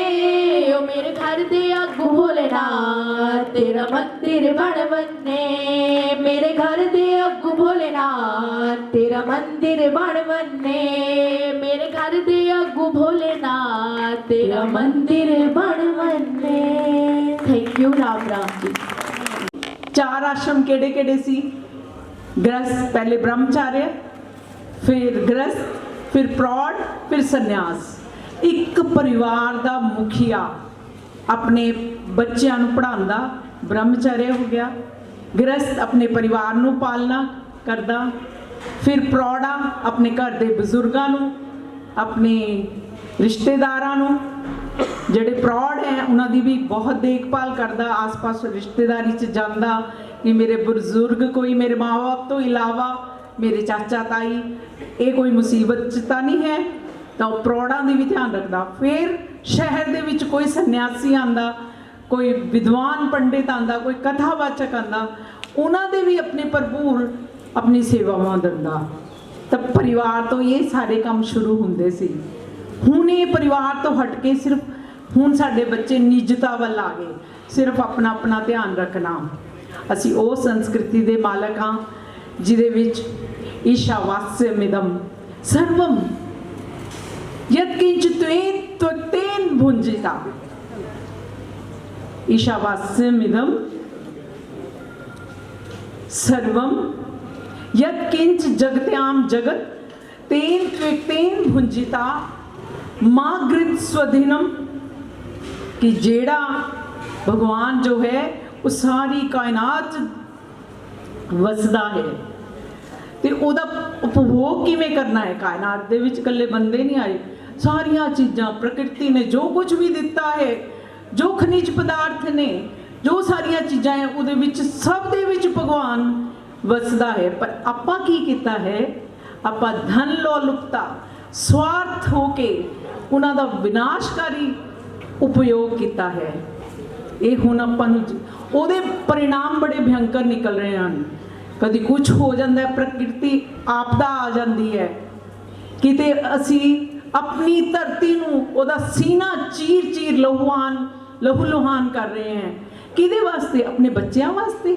बच्चे तो सिर्फ 2 हैं, बच्चे 2 हैं, मकान 4 हैं, कितना उपयोग करनगे वो। पर पहला संस्कृति की सी तेन भुंजी था कि त्याग पूर्वक प्रयोग करना, अपने लिए भी अपने समाज लिए भी। जिवें मैं तुहानूं दस रही हाँ कि एक गृहस्थी जिहड़ा है वो किवें किवें चारों आश्रमां नूं चलांदा सी, ते हुण की करांगे वो मकानां दा? जे अपने देश नूं ही, अपने समाज नूं ही देख रहे हैं कि वो नीचे नीचे जा रहा है, बच्चों दे विच आदर्श खत्म हो रहे ने, सिद्धांत कोई नहीं रहे। तो इस करके परिवारां नूं जगाण की जरूरत है। अर्जुन ने कृष्णा नूं पूछा कि कृष्णा सफल जीवन किनू कहंदे ने?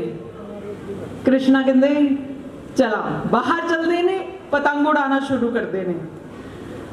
जो पतंग उड़ाते, पतंग उपर उपर जाई जाती है, बड़ी उपर जाती है, बड़ा खुश होता है अर्जुन। वो कहते इनू कट ही दो, ओ कृष्णा कट देने, कट कहते बहुत उच्ची जाएगी, इस करके कृष्णा कट दो। उन्होंने कटता, जो थोड़ा जा उपर गई धड़ाम आके नीचे डिग गई। कहना ये की होया?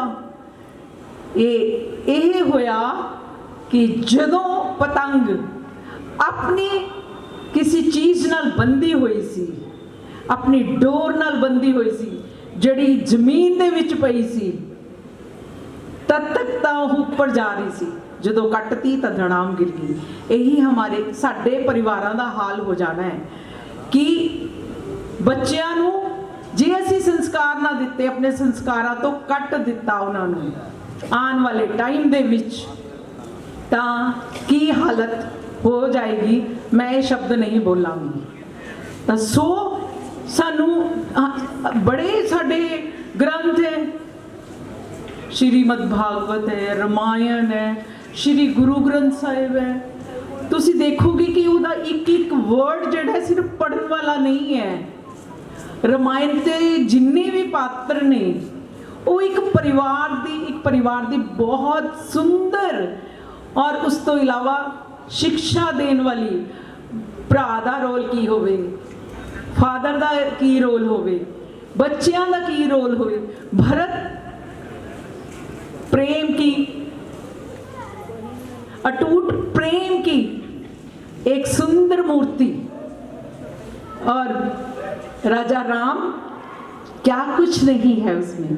क्या वो पढ़ने के लिए सिर्फ हमारे जो होली ग्रंथ हैं वो पढ़न ਲਈ नहीं है, वो अपने जीवन ਦੇ ਵਿੱਚ उपदेश देन ਲਈ है।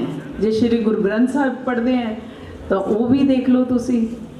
और साडे गुरुआं दी कहानी त्याग सरवंसदानी है बई, श्री गुरु ग्रंथ साहब जी, सॉरी श्री गुरु गोविंद सिंह जी सरवंसदानी पिता, जिन्हां दा अज 300 साला जन्म दिहाड़ा आपां शताब्दी मनान जा रहे हैं। अज बच्चा गोविंद राय 9 साल दा सी, कहंदा धर्म लई कुर्बानी दिओ पिता जी, तुहाडे तो उपर कौन हो सकता है। वो बच्चों को शिक्षा मिली है। उस तो बाद चारों बच्चे अपने बेटे शहीद हो गए, फिर भी उन्होंने कहा कि सारी दुनिया ही मेरे बच्चे ने। किहदे वास्ते अज जे हिंदुइज्म, जे सनातन धर्म जिंदा है तो वो किस तरह जिंदा है, वो बलिदान दियां कहानियां ने, दानवीरां दियां कहानियां ने, त्यागपूर्ण जीवन की कहानी है। सिर्फ अपने अपने वास्ते नहीं जीना है। ये सोचो साडी संस्कृति सब दा भला मंगदी है, सर्वत दा भला, सारी चढ़दियां कला च रहन। जदों तुसी प्रकृति नूं इंज, जदों प्रकृति नूं कुछ इस तरह करके दिंदे हो ना, तो वह 100 दाने जो बीजे हैं वो तुहानूं 1000 दाने देगी। ये नेचर है प्रकृति दी। ये कोई ये नहीं है कि तुसी कोई जादू कर दिता। जो तुसी देता उन्हों, चाहे अपने समाज नूं दिता, अपने राष्ट्र नूं दिता, या अपने धर्म लिए कुछ वारिया, वो सारा कुछ, वो प्यार, वो एक सैटिस्फैक्शन, जिहड़ी संतुष्टि, जिहड़ी तुहाडे परिवारां नूं आशीर्वाद है बई उत्थों ही मिलने हैं। पहला क्या हुंदा सी, मैं इस 26 जनवरी ते देख रही सी भैरव बटालियन आ रही, देखिया जदों मैं उहदे विच साडे पंजाबी, उस बड़ी स्ट्रोंग जिहड़ी बटालियन है उहदे विच सब तो ज़्यादा पंजाबी हुंदे हैं, और देख के मेरा मन खुश हो गया। गर्व नाल मैं उल्सित हो गई, मैं प्रसन्न हो गई। साडी जिहड़ी खालसा पंथ की साजना की गई सी, साडियां मावां पहला मुंडा या अखीरला मुंडा उस खालसा पंथ दे विच उन्हां नूं गुरुआं नूं समर्पित करदी रही है। ये ऐसी धरती है। मैं इस जिहड़ी भावलपुर समाज है, इन्हां दे विच काफ़ी जो है अपने सिद्धांतां नूं, आदर्शां नूं कायम रखण दी जिहड़ी इन्हां दी स्थिति है, उन्हां नूं मैं सलाम करदी हां, प्रणाम करदी हां। ते आने वाले बच्चों नूं भी यह समाज जिहड़ा है ये बच्चों नूं दस्से। इहदे विच मानसिकता या दुखी होने वाली गल नहीं है कि मेरे पेरेंट्स जिहड़े हैं भावलपुरी भाषा बोलते हैं। नहीं नहीं नहीं, इस सनातन का एक पुष्प है, इसनूं खिलाए रखो। और इस तो इलावा जिहड़े जिहड़े तुसी माघ दे महीने च महादेव की चूरी डोरा किता, और इस तो इलावा कत्तक के महीने विच तुलसी का काज किता, वो मैनूं बहुत चंगा लग्या। तुसी अपने संस्कृति नाल, सनातन नाल जुड़े हुए हो। जिहड़ी अपनी एक समाज दी सिद्धांत है उहदे नाल जुड़े रहोगे तो सनातन अपने आप ही प्रफुल्लित रहेगा। और ये बिल्कुल ध्यान रखो कि ਜਿਹੜੀ ਦਾਨ ਦੀ ਹੈ ਉਹ ਦਿਲ 'ਚ ਹਮੇਸ਼ਾ ਤਿਆਗਪੂਰਵਕ ਜੀਵਨ ਰੱਖਣ ਦੀ ਜ਼ਰੂਰਤ ਹੈ। ਆਉਣ ਵਾਲੇ ਟਾਈਮ ਦੇ ਵਿੱਚ ਕੋਈ ਇਸ ਤਰ੍ਹਾਂ ਦੀ ਮੁਸੀਬਤ ਮੇਰੇ ਸਮਾਜ ਤੇ ਨਾ ਆਵੇ। ਜੇ ਪਰਿਵਾਰ ਮਜ਼ਬੂਤ ਹੈ, ਜੇ ਤੁਸੀਂ ਪਰਿਵਾਰ ਦੇ ਬੱਚਿਆਂ ਨੂੰ ਸਿਖਾਣਾ ਹੈ, ਸਭ ਤੋਂ ਪਹਿਲਾਂ ਆਪਣੇ ਆਪ ਨੂੰ ਸਿਖਾਣਾ ਪਏਗਾ। ਸਾਰੇ ਦਿਨ ਮੋਬਾਈਲ ਤੁਸੀਂ ਯੂਜ਼ ਕਰੋਗੇ, ਉਸ ਤੋਂ ਜ਼ਿਆਦਾ ਕਰਨਗੇ ਉਹ, ਦਿਨ 'ਚ ਵੀ ਕਰਨਗੇ, ਉਹ ਰਾਤ ਨੂੰ ਵੀ 2 ਵਜੇ ਤੱਕ ਕਰਨਗੇ। ਪਹਿਲਾਂ ਸਭ ਤੋਂ ਪਹਿਲਾਂ ਤੁਸੀਂ ਮੋਬਾਈਲ ਬੰਦ ਕਰੋ। ਜੇ ਤੁਸੀਂ ਆਪਣੇ ਮਾਤਾ ਪਿਤਾ ਦੇ ਚਰਨ ਸਪਰਸ਼ ਨਹੀਂ ਕਰਦੇ ਤਾਂ ਉਹ ਵੀ ਨਹੀਂ ਕਰਨਗੇ। ਜੇ ਤੁਸੀਂ ਸੱਚ ਦੀ ਲਾਈਨ ਤੇ ਚੱਲੋਗੇ, ਉਹਨਾਂ ਨੂੰ ਸਿਖਾਉਣ ਦੀ ਲੋੜ ਨਹੀਂ ਹੈ, ਖੁਦ ਆਪਣੇ ਆਪ 'ਚ ਫੋਲੋ ਕਰੋ ਤਾਂ ਕਿ ਮੇਰਾ ਪਰਿਵਾਰ ਜਿਹੜਾ ਹੈ ਕੱਲਾ ਮੇਰਾ ਪਰਿਵਾਰ ਹੀ ਨਾ ਰਹੇ, ਵੀ ਮੇਰਾ ਪਰਿਵਾਰ ਉੱਚਾ ਰਹੇ, ਪੜੋਸੀ ਚਾਹੇ ਜਿਵੇਂ ਮਰਜ਼ੀ ਮਰੇ ਜਿਵੇਂ, ਤੁਸੀਂ ਸੁਖੀ ਨਹੀਂ ਰਹਿ ਸਕਦੇ। ਤੁਹਾਡਾ ਸਮਾਜ ਜੀ ਡਿੱਗ ਰਿਹਾ ਹੈ, ਤੁਸੀਂ ਸੁਖੀ ਹੋ ਤਾਂ ਤੁਸੀਂ ਸੁਖੀ ਨਹੀਂ ਰਹਿ ਸਕਦੇ, ਪੱਕੀ ਗੱਲ ਹੈ। ਔਰ ਉਹਦੇ ਨਾਲ ਦੇਸ਼ ਸਮਰਿੱਧ ਹੁੰਦਾ ਹੈ ਜੇ ਤੁਸੀਂ ਆਪਣੇ ਪਰਿਵਾਰ ਨੂੰ ਮਜ਼ਬੂਤ ਰੱਖੋਗੇ। ਬੱਚਿਆਂ ਨੂੰ ਨਿੱਜਤਾ ਵੱਲ ਨਾ ਲੈ ਕੇ ਆਓ, ਉਹਨਾਂ ਨੂੰ ਕਿਸੇ ਤਰ੍ਹਾਂ ਸੰਭਾਲੋ। ਸਿਰਫ ਰਮਾਇਣ ਪੜ੍ਹਨਾ, ਕੇਵਲ ਪੜ੍ਹਨਾ, ਕਰਮਕਾਂਡ ਕੇਵਲ ਕਰਨਾ, ਉਹਦੇ ਵਿੱਚੋਂ ਜਿਹੜੇ ਕਰਕਸ ਹੈ, ਕਰਕਸ ਕੀ ਹੈ ਕਿ ਕਰੈਕਟਰ ਕੀ ਹੈ, ਉਹ ਕੀ ਦਿਸ਼ਾ ਨਿਰਦੇਸ਼ ਦੇ ਰਹੇ ਹੈ। ਅਸੀਂ ਹੁਣੇ ਓਮ ਨਮः शिवाय ਓਮ नमः शिवाय ਕਰ ਰਹੇ ਸੀਗੇ ਸਾਰੇ ਜਣੇ, ਹੈ ਨਾ, ਬੜਾ ਅੱਛਾ ਲੱਗ ਰਿਹਾ ਸੀ। ਸਾਰੇ ਕਰੋ ओम नमः शिवाय करो। नमः शिवाय इसका मीनिंग पता है क्या है? नमः शिवाय ये 5 अक्षर हैं। न का अर्थ है पृथ्वी, जो हमारे नमः शिवाय, शिवा जो है 5 भूतों के स्वामी हैं। कौन कौन से? पृथ्वी, जल, अग्नि, वायु, आकाश। तो कैसे? न का अर्थ है पृथ्वी, सुन रहे हैं सब? पृथ्वी, भूमि। और म का अर्थ है जल, और तीसरा है शी का अर्थ है अग्नि। अग्नि मीन्स आपकी एनर्जी, अग्नि मीन्स आपके भीतर की एनर्जी, और अग्नि वैसे भी है अग्नि। वा का अर्थ है वायु, य का अर्थ है आकाश, जिसने पूरे ब्रह्मांड को, सूर्य, चंद्रमा, स्टार्स, गैलेक्सी, इनको सबको, धरती माँ, इन सबको संभाला हुआ है। आकाशवत कहते हैं भगवान क्या है? आकाशवत हैं, पूरा इतने विशाल है वो कि सब चीज़ों को संभाले हुए हैं। तो हम सब जो है सिर्फ नमः शिवाय करते हैं, करें, बहुत अच्छा है। स्मरण भगवान का बहुत अच्छा है, क्योंकि वो दिव्य गुणों को लेके आता है। पर न का मतलब पृथ्वी को संभाल लें भाई, उसमें इतने पेस्टिसाइड डाल डाल के उसका दोहन किया है हमने, नहीं करना। शिवा की पूजा नहीं है वो। जल को गंदा करना ये शिवा की पूजा नहीं है। और नमः शिवाय का वो आपको 100% जो है वो देने वाला नहीं है, आनंद देने वाला नहीं है। और शी का मतलब अपनी एनर्जी को सकारात्मक करें, ऊंची लेके जाएं, ऊंची सोच रखें। छोटी सोच नहीं है, अपने उद्देश्य, अपने गोल छोटे नहीं रखने हैं, बड़े जागृत हो जाएं कि बड़े उद्देश्य, मैं सुखी हूँ तो मेरा पड़ोसी भी सुखी होना चाहिए। नहीं तो फिर आने वाले समय में क्या होगा भाई? हम सब शेकन होने वाले हैं।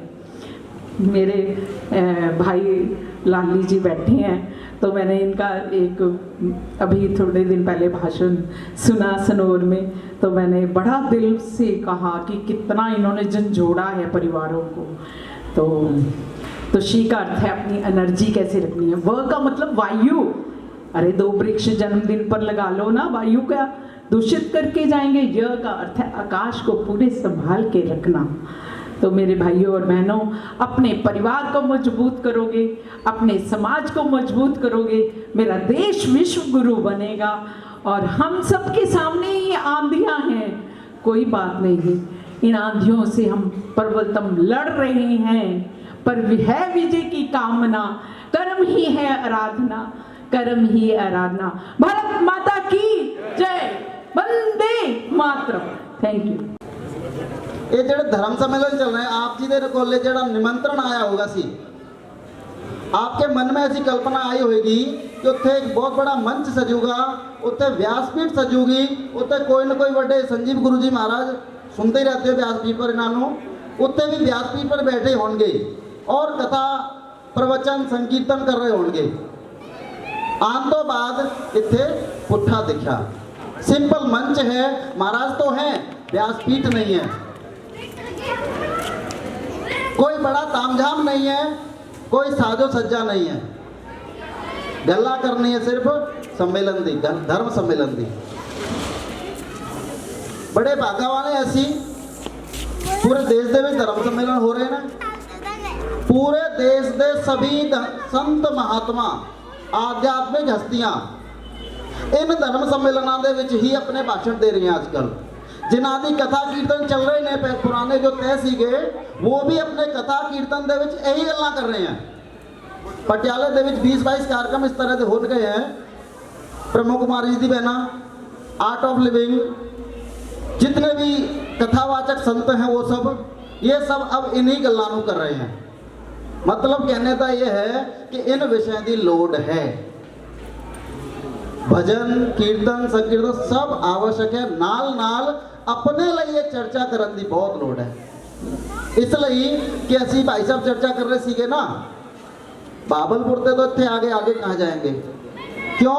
क्योंकि बाबलपुर दे विच पहले यही सब होंदा सी, कथा कीर्तन भागवत शोभा यात्रा उत्थे होंदी सी, आज नहीं हो रही। इसलिए ये चर्चा आप सब दे नाल व्यक्तिगत बैठकर करन दी लोड़ है। आपसे निवेदन है कि आज ये चर्चा कोई ऐसी नहीं है कि गए सुनी दूजे कान दे नाल निकाल दी, नहीं, घर जान तो बाद छोटा बच्चा मिले, बड़े मिले, बुजुर्ग मिले, कोई मिले, नाल चर्चा करनी है आज की। आज धर्म सम्मेलन दे विच गए सी, उत्ते केड़ी चर्चा हुई, केड़ी गल्लां हुई, केवल परिवार दे विच नहीं, मोहल्ले पड़ोसियां दे विच भी असी सारे ने नहीं बुला सके ना। आज साड़ी जिहड़ी कल्पना है इस लाहौरी गेट एरिया दी, घट्टो घट 2000 घरां दी कल्पना सी, 2000 घरां दे विच सब आए सुनने ऐसी कल्पना सी, लेकिन नहीं आ सकते एरिया दे नाल भी, जे साडा जिहड़ा कैंपस है इस दे नाल भी और व्यस्तता दे नाल भी। लेकिन जेड़े लोग आए हैं वो 4-4 6-6 नूं भी दसेंगे तो ये गल्लां सब दे कोले पहुंच सकती हैं। ये हम सब इस विषय दे असी 4 नहीं, असी सारे बुला रहे हैं।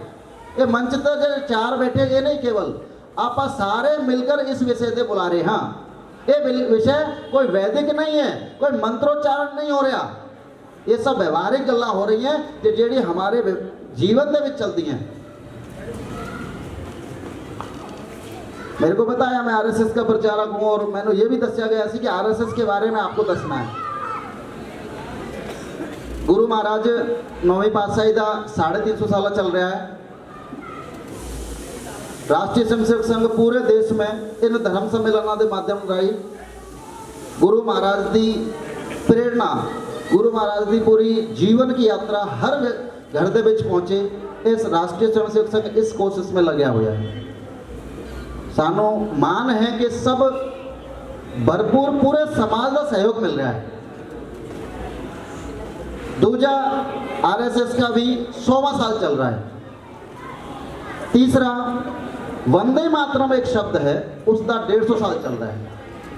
ये 3 बातें, गुरु तेग बहादुर जी, राष्ट्रीय स्वयंसेवक संघ, वंदे मातरम, ये तीनों ही शब्द, तीनों ही विषय राष्ट्र जागरण के विषय हैं, इस पूरे देश को जोड़ने के विषय हैं, सबकी देशभक्ति जगाने के विषय हैं।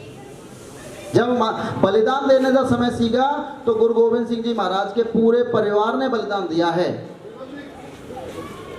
जब आपस के विच अपने संस्कारों को जोड़ने की गल सीगी, भारत के एक एक कोने को जोड़ने की गल सीगी, तो वंदे मातरम का गीत बना और अंग्रेजों ने केवल वंदे मातरम शब्द से भी आंखें दिखाई। बात जब कहा कि केवल देश को आज़ाद कराने के बाद देश के लिए जीने वालों की जरूरत है, केवल बलिदान से काम नहीं चलने वाला, तो राष्ट्रीय स्वयंसेवक संघ ने कहा कि असी सारे रल मिलकर इस देश को आगे बढ़ाएंगे, बलिदान देकर नहीं, इस देश के लिए जी कर। इसलिए ये तीनों विषय असी पूरे देश ਦੇ ਵਿੱਚ इन धर्म सम्मेलनों के माध्यम से कर रहे हैं। आरएसएस, मैं बहुत ज़्यादा समय नहीं लूँगा, मुझे छूट पूरी है, लेकिन फिर भी मुझे ध्यान है क्योंकि मेरा भी मेरा भोजन जो मैं प्रचारक हूँ आरएसएस का, और हम प्रचारकों का भोजन किसी न किसी आप जैसे ही परिवार में ही होता है, तो वहाँ जाके दोबारा भी भोजन करना है कि बोलो भाई साहब आप तो वहाँ मंचों पे खड़े खड़ करके 10-10 बजा लेते हो और यहाँ आके भोजन मांगते हो, तो मुझे घरों में जाके भोजन करना होता है, तो मुझे इस बात का ध्यान है, मैं ज़्यादा समय नहीं लूँगा। फिर भी आरएसएस के बारे में पता होना चाहिए क्योंकि आरएसएस को जो जैसा देखता है वो वैसा ही मानता है, जिस राज्य में देखता है वैसा मानता है। अब पंजाब में एक भ्रांति फैली हुई है, आरएसएस सिख विरोधी है जी, उत्तर प्रदेश में मुसलमान विरोधी है जी, केरल में ईसाई विरोधी है जी। बिल्कुल झूठ है। सिख विरोधी होते तो सिख भाई साहब से हम बौद्ध क्यों कराते? है तो सिख ही है ना। कुल मिला के जब आरएसएस को देखेंगे तब पता चलेगा। मैं सुन रहा था कि आरएसएस और पंजाब दोनों साथ साथ जोड़ेंगे ना आज़ादी की बात, तो कोई गलत नहीं कहेगा। आज़ाद देश जब आज़ाद हुआ तो केवल आज़ाद नहीं हुआ, थोड़ा दुर्भाग्य भी हुआ। विश्व का आज तक का सबसे बड़ा नरसंहार 1947 ਦੇ ਵਿੱਚ होया। 2 करोड़ से ज़्यादा लोग प्रभावित हुए, 30 लाख से ज़्यादा हत्याएं हुई, लेकिन फिर भी असी बागा वाले हैं। इस भारत की भूमि पर जन्म लिया, इस पंजाब की भूमि पर जन्म लिया, और मैं भागा वाला हूँ कि पटियाले की भूमि पर काम कर रहा हूँ आजकल इस राष्ट्र जागरण का। क्यों? क्योंकि इस भारत में, पंजाब में हर जगह जब कोई बड़ी विपदा आंदी है तो देश का हर एक व्यक्ति निस्वार्थ भाव से सेवा के लिए उठ खड़ा होता है। यही 1947 ਦੇ ਵਿੱਚ ਹੋਇਆ। ਸਾਰਿਆਂ ਦੇ ਸਹਿਯੋਗ ਦੇ ਨਾਲ आरएसएस ने घोषणा करी पाकिस्तान बनने तो बाद कि पाकिस्तान ਦੇ ਵਿੱਚ ਜਿਹੜਾ आखिरी व्यक्ति आऊगा वो आरएसएस का कार्यकर्ता आएगा, आरएसएस का स्वयंसेवक आएगा। असि स्वयंसेवक कहते हैं उसको, और वास्तव में ये सच हुआ। 8 महीने बाद 19 डेड बॉडी आई, वो आरएसएस के स्वयंसेवकों की थी। जब घोषणा हुई पार्टीशन दी तो उस समय के जेडे मुखी सीगे उन्होंने कहा कि प्रत्येक हिंदू और सिख को पंजाब में सुरक्षित पहुंचाने की, केवल सुरक्षित पहुंचाने की नहीं, उनको खाना पीना रहना मिल जाए, शेल्टर मिल जाए, ये जिम्मेवारी भी हम सबकी है। पूरे पंजाब के सभी गुरु घरों से सहायता लेकर, सभी सामाजिक धार्मिक आध्यात्मिक संस्थाओं की सहायता लेकर ये काम को सफल बनाया। 25,000 से ज़्यादा राहत कैंप आरएसएस ने लगाए। ये एक बात है। साथ साथ ये अभियान भी किया कि आप सब, मेरे को पता चला कि भावलपुरी हैं, तो एक बात मैं आपके सामने एक निवेदन करना चाहता हूँ अपने विषय के बीच में ही। आज की डेट में भावलपुरी समाज नहीं है। मेरी बात को आप थोड़ा सा गौर करना। मेरे दृष्टि से, मेरी अंतरात्मा से भावलपुरी एक संस्कृति बन गई है। भावलपुरी समाज तो वहाँ थे जब भावलपुर में थे। आज भावलपुर हमारा संस्कार बन गया है, संस्कृति बन गई है, हमारे रिचुअल्स बन गए हैं। वो दिखने को मिली इधर मैंने एक झलक। मेरे को माघ महीने में कई परिवारों के जाने का मौका मिला। वास्तव में ये संस्कृति है और ये संस्कृति बनी रहे।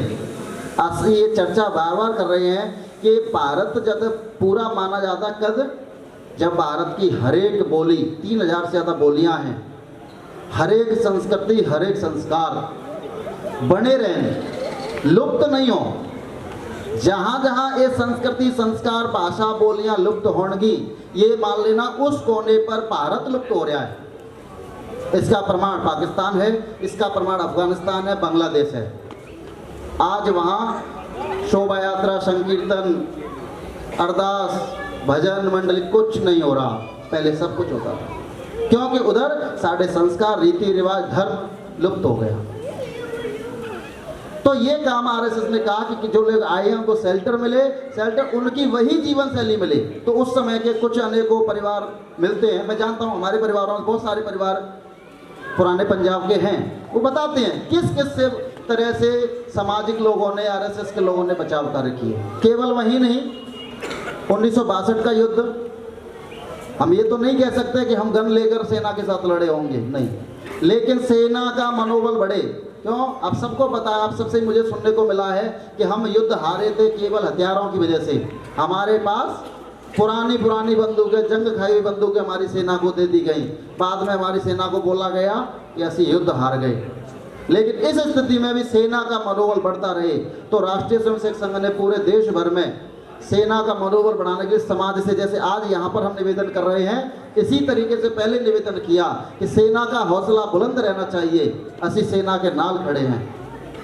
तो जहाँ जहाँ लोड़ पई वहाँ सेना का साथ भी दिया।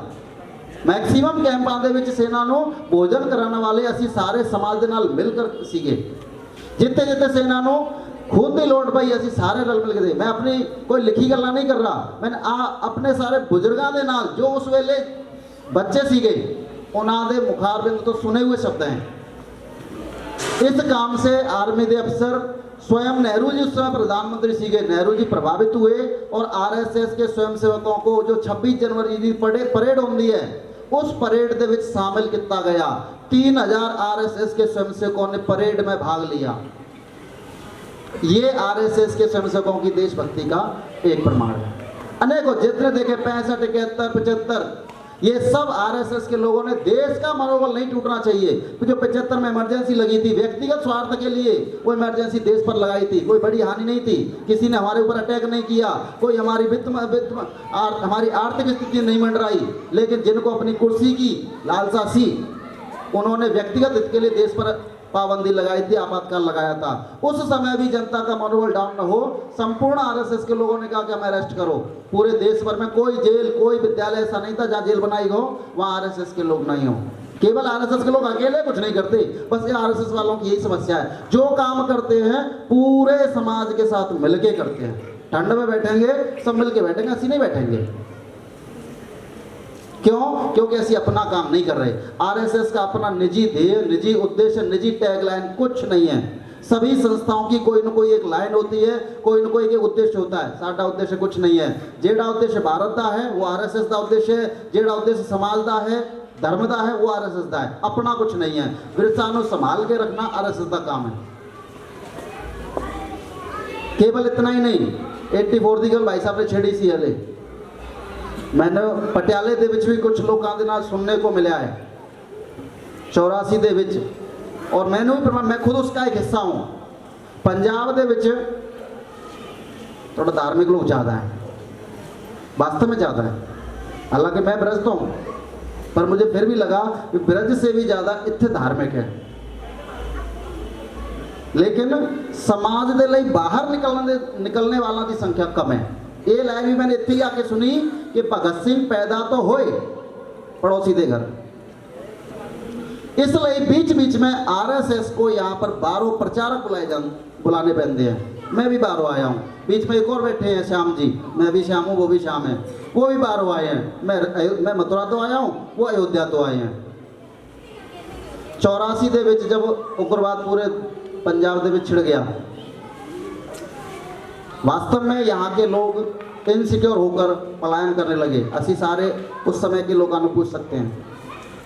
बात वही है कि जनता का हौसला बुलंद रहना चाहिए। बाहरों हर एक प्रांत को बोला गया 2 या 3 कट्टोकट प्रचारक इतने भेजो। पूरे देश के सभी राज्यों से प्रचारक इधर आए। कुछ नामों को यहाँ पर पुराने स्वयंसेवक बैठे हो जानते होंगे, साउथ से आए, तमिलनाडु से आए, केरल से आए, यहाँ वो चले गए अपने एसके जी, वो सब पता है, उन्होंने सबको जानते हैं उस समय के प्रचारकों को। वो आशु जी भी जानते होंगे सबको, पुरानों को।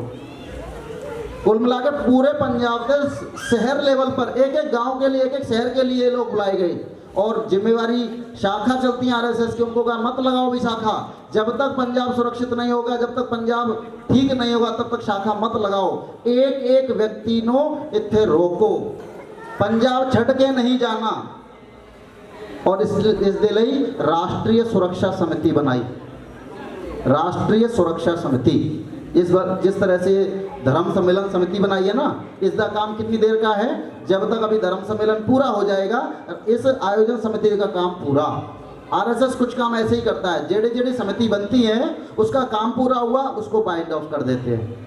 तो राष्ट्रीय सुरक्षा समिति बनाई। उस राष्ट्रीय सुरक्षा समिति में पूरे पंजाब की सभी संस्थावां, धार्मिक, सामाजिक, आध्यात्मिक संस्थावां जोड़ के ये रोका गया। और बहुत सारे लोग फिर भी यहाँ से कुछ अम्बाला शिफ्ट हुए, कुरुक्षेत्र शिफ्ट हुए, दिल्ली शिफ्ट हुए, उस समय के लोग मैं भी जानता हूँ, लेकिन बड़ी मात्रा में आरएसएस ने काम किया। दिल्ली दे विच जब नरसंहार सिखों पर हुआ तो ये भी एक प्रमाण है कि अनेकों केसदारी बंधु कहते दिख जाते हैं कि आरएसएस नहीं होता तो अपा नहीं होंगे। मैं किसी के सुन रहा था अभी कि जो सिखों पर जो दंगे दिल्ली में हुआ है, पूरे देश में हुए, वो करने वाले कौन थे? वो करने वाला कोई हिंदू नहीं था। वो सब, मैं वो शब्द नहीं बोलता हूं, मैं उस शब्द को मलच्छ बोलता हूं, वो बांग्लादेश से आए हुए वो बाहरी ताकतें उन्होंने करवाया गया था। किसी भी तरह से भारत में हिंदू सिख विरोध होए, क्योंकि 17 साल से ज्यादा उग्रवाद रहा, कितने भी हिंदू सिख का विवाद नहीं दिखता। आज भी बहुत सारी संस्थाएं इस तरह की रणनीति बना दी है कि कैसे भी करके यहाँ पंजाब में हिंदू सिख का विरोध हो जाए। आज तक कदे भी नहीं होया। कुल मिला के ये है कि ये सब दे पीछे एक जो शक्ति है सबको जोड़न वाली वो आरएसएस है। हर व्यक्ति को मोटिवेट करने वाली। क्यों? क्योंकि ऐसी बात करते हैं वसुधैव कुटुंबकम, अयम निजः परोवेति गणना लघुचित्साम उदार चरिता नाम च वसुधैव कुटुंबकम। इस धरा पर पूरे विश्व पर जो भी है वो सब हमारा है। हमने कभी किसी का विरोध नहीं किया, हमने किसी को दूजा भी नहीं कहा, हमने तो सबको पचा गए। हम शक, हूण, कुषाण, यूनानी, पुर्तगाली, स्पेनिश, इस धरती पर कौन नहीं आया यहाँ की संपन्नता को खराब करने के लिए, यहाँ की अखंडता को खराब करने के लिए, यहाँ की अस्मिता को खराब करने के लिए आए, आके समा गए। हमने वापस भी नहीं भेजा। आज मुगल भी यही हैं, मुगल भी यही हैं और उनको भी झेल रहे हैं, पचा रहे हैं। वो भी पच जाएंगे एक न एक दिन। अभी थोड़े हड़बड़ाते हुए दिख रहे हैं, कोई बात नहीं। 2000 साल से हम यही काम कर रहे हैं। हमने सबको अपना माना है, लेकिन वो आके हमारे ही पीठ पर छुरा घोंपते हैं। इसके लिए हम सबको जागरूक रहने की जरूरत है। आप कथा, कीर्तन, भागवत, शोभा यात्रा सब करिए, सब जरूरी काम है, लेकिन उसके पीछे के उद्देश्य को, मर्म को समझिए। ये जो गैदरिंग करी जाती है, अभी बहुत बड़ी शोभा यात्रा अभी महाशिवरात्रि पर पटियाले में निकलती है, केवल एक दिन का एंजॉय नहीं है, वो साल भर का जागरण है। अगला 1 साल पटियाला को कैसे चलाना है उस शोभा यात्रा से हम तय करते हैं। केवल एक रात का एंजॉय नहीं है वो। ये जिस भी जो भी कार्यक्रम होंगे हैं उसका मर्म समझिए। किसी भी संस्था का, किसी का भी, सबके पीछे एक उद्देश्य है, समाज को जोड़न का। सो इतनी मुझे आप बात करनी थी आज। मेरा निवेदन है कि आप सब एक बार आरएसएस की शाखा जरूर देखिए, दूसरों के कान से मत सुनो, अपन जाके देखना है। आसान काम और कर दिया हमने। एक अभी आज रविवार है, परसों शुक्रवार था, परसों एक आरएसएस की फिल्म रिलीज हुई है, उसका नाम है शतक, राष्ट्रीय स्वयंसेवक संघ 100 साल। वो मूवी देखने आप जरूर जाइए, फिर पता चलेगा इस देश पर, क्योंकि मेरे को इतने समय में सारी बात मैं रख दूंगा ये जरूरी नहीं है, लेकिन आप उस मूवी को देखेंगे तो पता चलेगा कि इस देश के लिए आरएसएस ने क्या क्या किया, और इस देश पर दूसरों ने, इस देश के तरफ बुरी निगाह रखने वालों ने, आक्रांताओं ने क्या क्या किया, वो उस मूवी में दिखाने की भी हमने कोशिश करी है। सो आप सबसे निवेदन है वो मूवी भी देखें। ये पूरी साल हम इसी तरह के कार्यक्रम कोई ना कोई, अभी धर्म सम्मेलन चल रहा है, थोड़ी देर बाद हम युवा सम्मेलन करेंगे अगले महीने, उसके बाद प्रमुख लोगों की फिर से बड़ी बड़ी मीटिंगें करेंगे, उसके बाद फिर धार्मिक, सामाजिक, आध्यात्मिक संस्थाओं की मीटिंगें करेंगे। ये पूरी साल हम यही जन जागरण चलाए रखने वाले हैं, और मुझे पूरा भरोसा है कि हम कहीं भी आरएसएस का गुणगान नहीं कर रहे, हम सारियां अपनी जिम्मेदारी का एहसास कराने के लिए ये सारे काम कर रहे हैं। आपने मुझे सुना, यहाँ पर आप 3 घंटे बैठे इस धर्म के लिए, देश के लिए, आप सबका पुनः बहुत बहुत धन्यवाद। इसी तरह से जहाँ भी इकट्ठा होने का मौका मिले इकट्ठा हुइए, अपनी बात रखने का मौका मिले बात रखिए, अपनी बात मनवाने का मौका मिले बात मनवाइए, लेकिन वो सब समाज के लिए, धर्म के लिए, पटियाला के लिए, पंजाब के लिए, भारत के लिए। बहुत बहुत धन्यवाद। भारत माता की जय। भारत माता की जय। धन्यवाद श्यामवीर जी।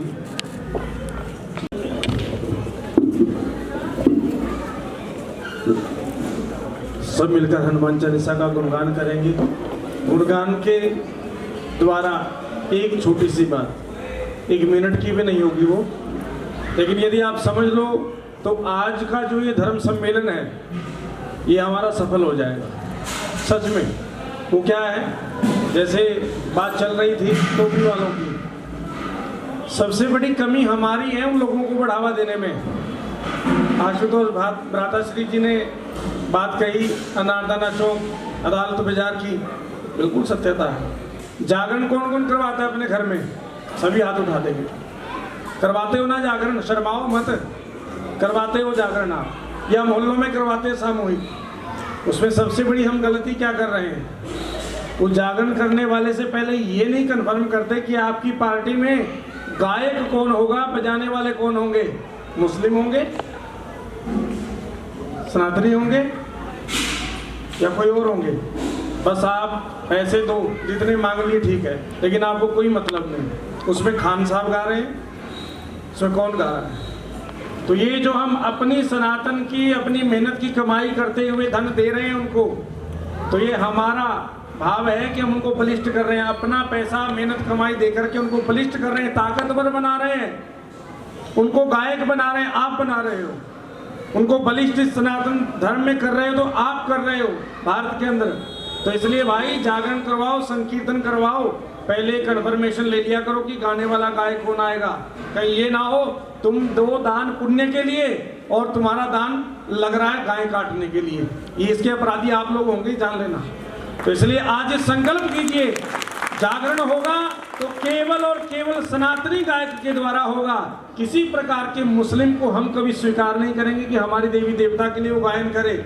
नहीं, वो हमारी देवी देवता के लिए गायन नहीं कर रहा, वो केवल और केवल हमारे धर्म का कटाक्ष करने के लिए, भारत की अखंडता को समाप्त करने के लिए और भारत के खंड खंड करने के लिए, गौ माँ को काटने के लिए आपके धन का उपयोग कर रहा है इन जागरणों के द्वारा, गायनों के द्वारा। इसलिए आप सबसे मेरा निवेदन है, क्योंकि मेरा जितना भी भाव रहता है इसके लिए कि कहीं जागरण होता हो तो मैं वहाँ जाकर के पूछ लेता हूँ अपने बलबूते पर, कोई 10-20 लोग लेकर के नहीं जाता हूँ। इतनी तो भगवान की कृपा है कि अकेला नहीं मरूंगा, कभी मरा तो 5-10 को लेकर के मरेगा, ये ब्राह्मण कभी मरेगा तो ये सनातनी। इतनी मैं बात आपको जरूर कह देता हूँ कि भैया, इसलिए कि कभी भी आपका धन जो है, मैंने जब तक आज तक जो वस्त्र पहना है, जो चोला पहना है सरकार, मैं पूरे गर्व के साथ कहूंगा, इसको अभिमान समझिए आज मेरा, कि मैंने आज तक किसी मुस्लिम की दुकान से वस्त्र लेकर नहीं पहना। मेरी पसंद का मिले ना मिले कोई बात नहीं, कोई जरूरी नहीं। हर कोई चप्पल जूता ना पहने, हमारी धार्मिक संस्कृति। थोड़ा साइड से कर लो वैसे भी।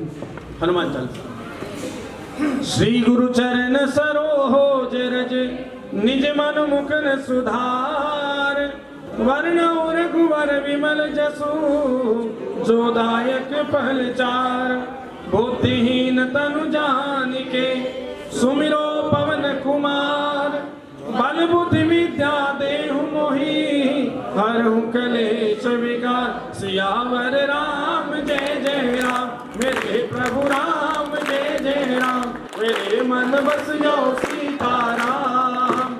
जय हनुमान ज्ञान गुण सागर, जय कपीस तिहु लोक उजागर। राम दूत अतुलित बल धामा, अंजनी पुत्र पवन सुत नामा। महावीर विक्रम बजरंगी, कुमति निवार सुमति के संगी। कंचन वरण विराज सुमेसा, कानन कुंडल कुंचित केसम। हाथ वज्र और ध्वजा विराजे, कांधे मूंज जनेऊ साजे। शंकर सुवन केसरी नंदन, तेज प्रताप महाजगवंदन। विद्यावान गुणी अति चातुर, काज करिबे को आतुर। प्रभु चरित सुनिबे को रसिया, राम लखन सीता मन बसिया। वीरा सूक्ष्म रूप धरि सिंह दिखावा विकट रूप धरि लंक जरावा भीम रूप धरि असुर संहारे रामचंद्र जी के काज सवारे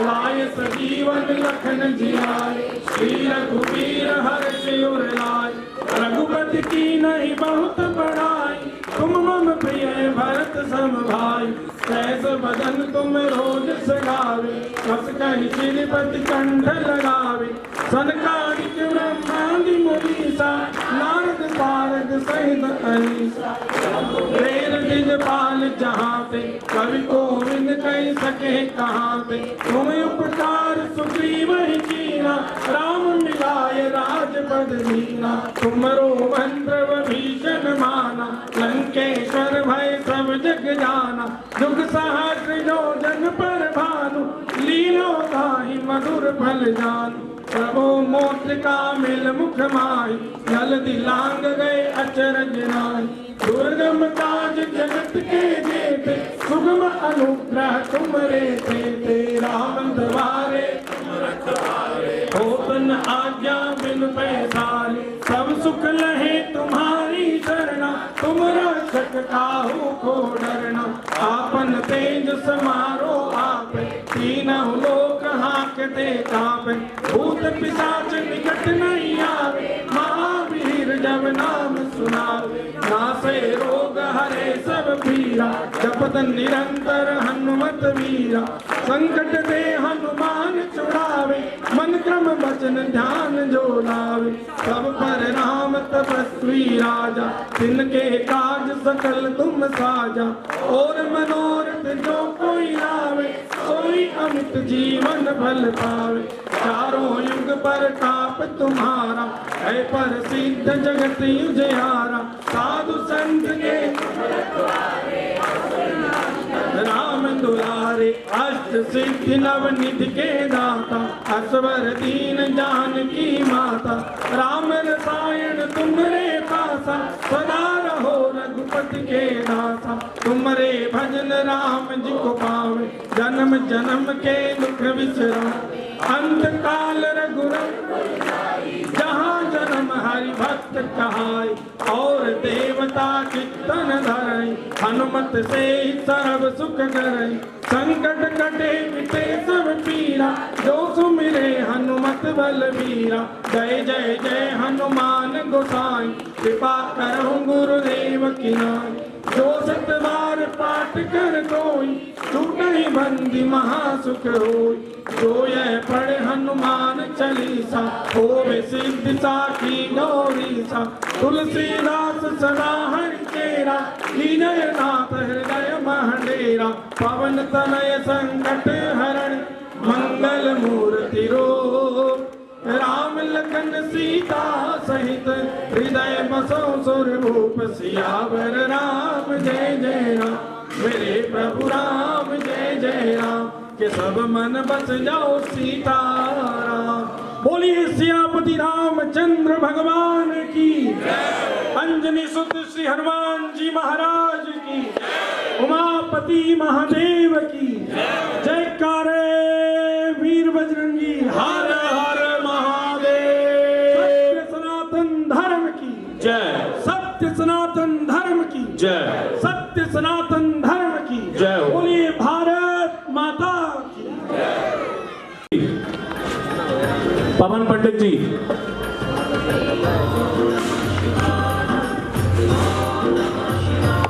मनु जी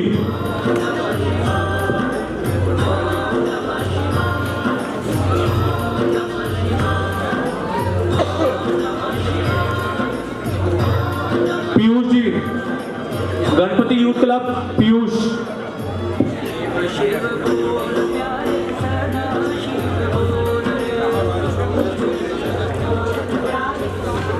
Jimmy Mahadev youth club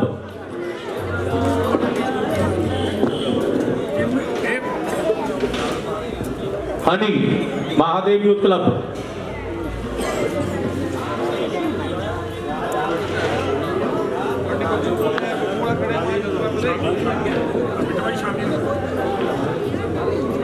Honey जी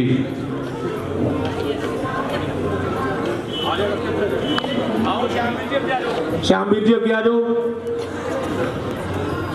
तालियां नहीं रुकनियां चाहिए जी, तालियां जरूर मार दिया करो। आ जाओ निखिल, इधर आ जाओ।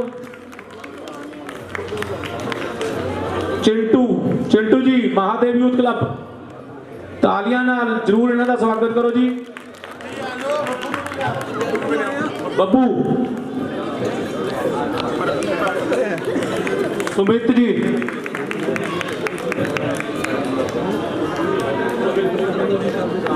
हीना,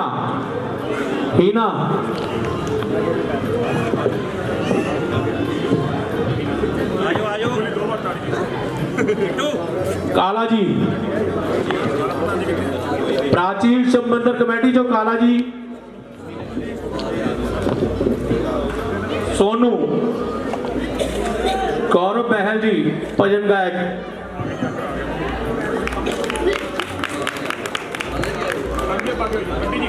श्याम जी आ जाओ, इधर आ जाओ श्याम जी।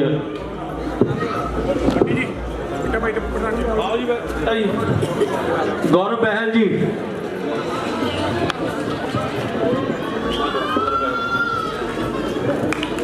जानवी जी यूट्यूबर,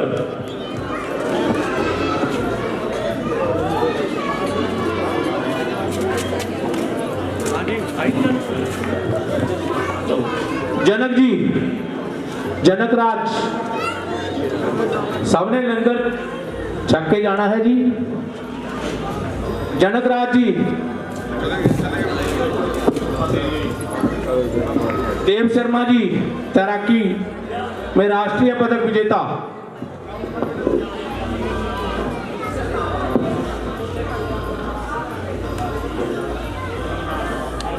शर्मा जी, विमल शर्मा जी एनजीओ,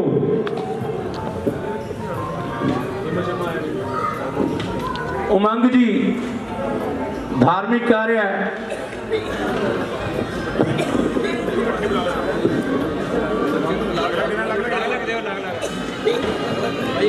यशिका, मान्या,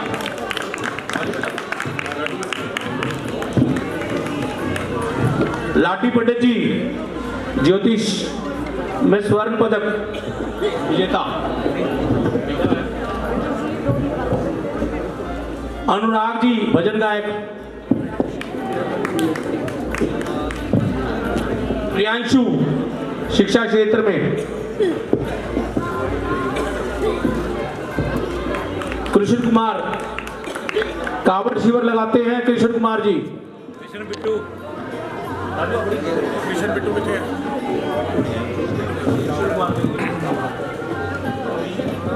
सुमन भजन गायक,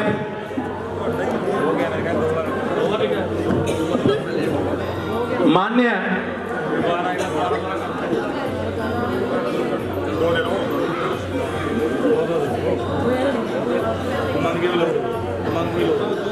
रवि जी,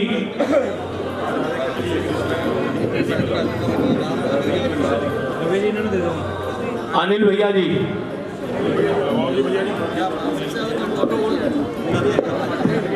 हेमंत त्रिपाठी,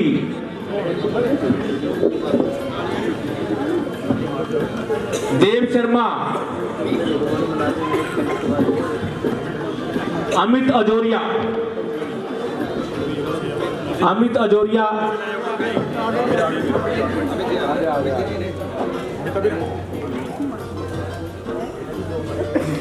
मन्नत रानी जी राष्ट्रीय स्तर कीर्तन, मन्नत रानी,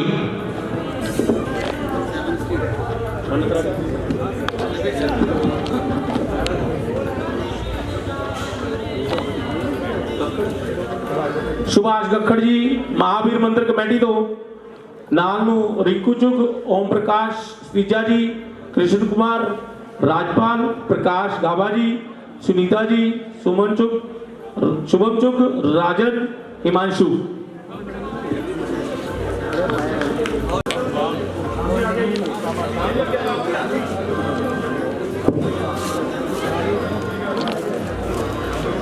प्रवीण मदान जी, सनी पाहुजा, कृष्ण टुडेजा श्यामचंद्र जी, नंदलाल नारंग जी।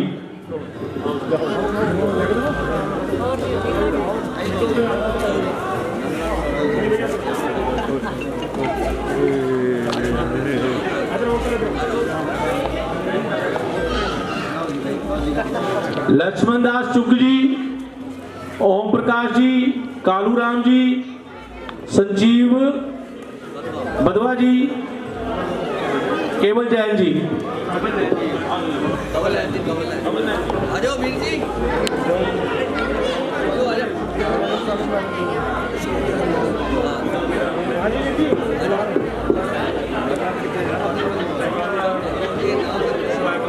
शिवाय क्लब सागर।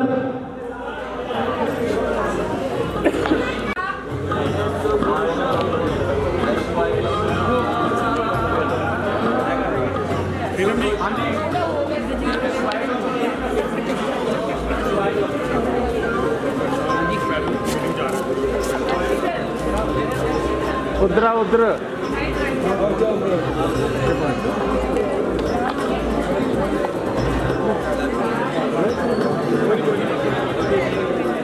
महावीर मंदिर दे पंडित जी राजकुमार जी, आ जाओ बाहर आ जाओ।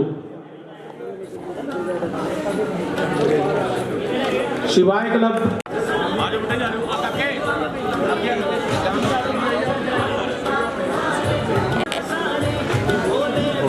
जरूर खा के जाना है।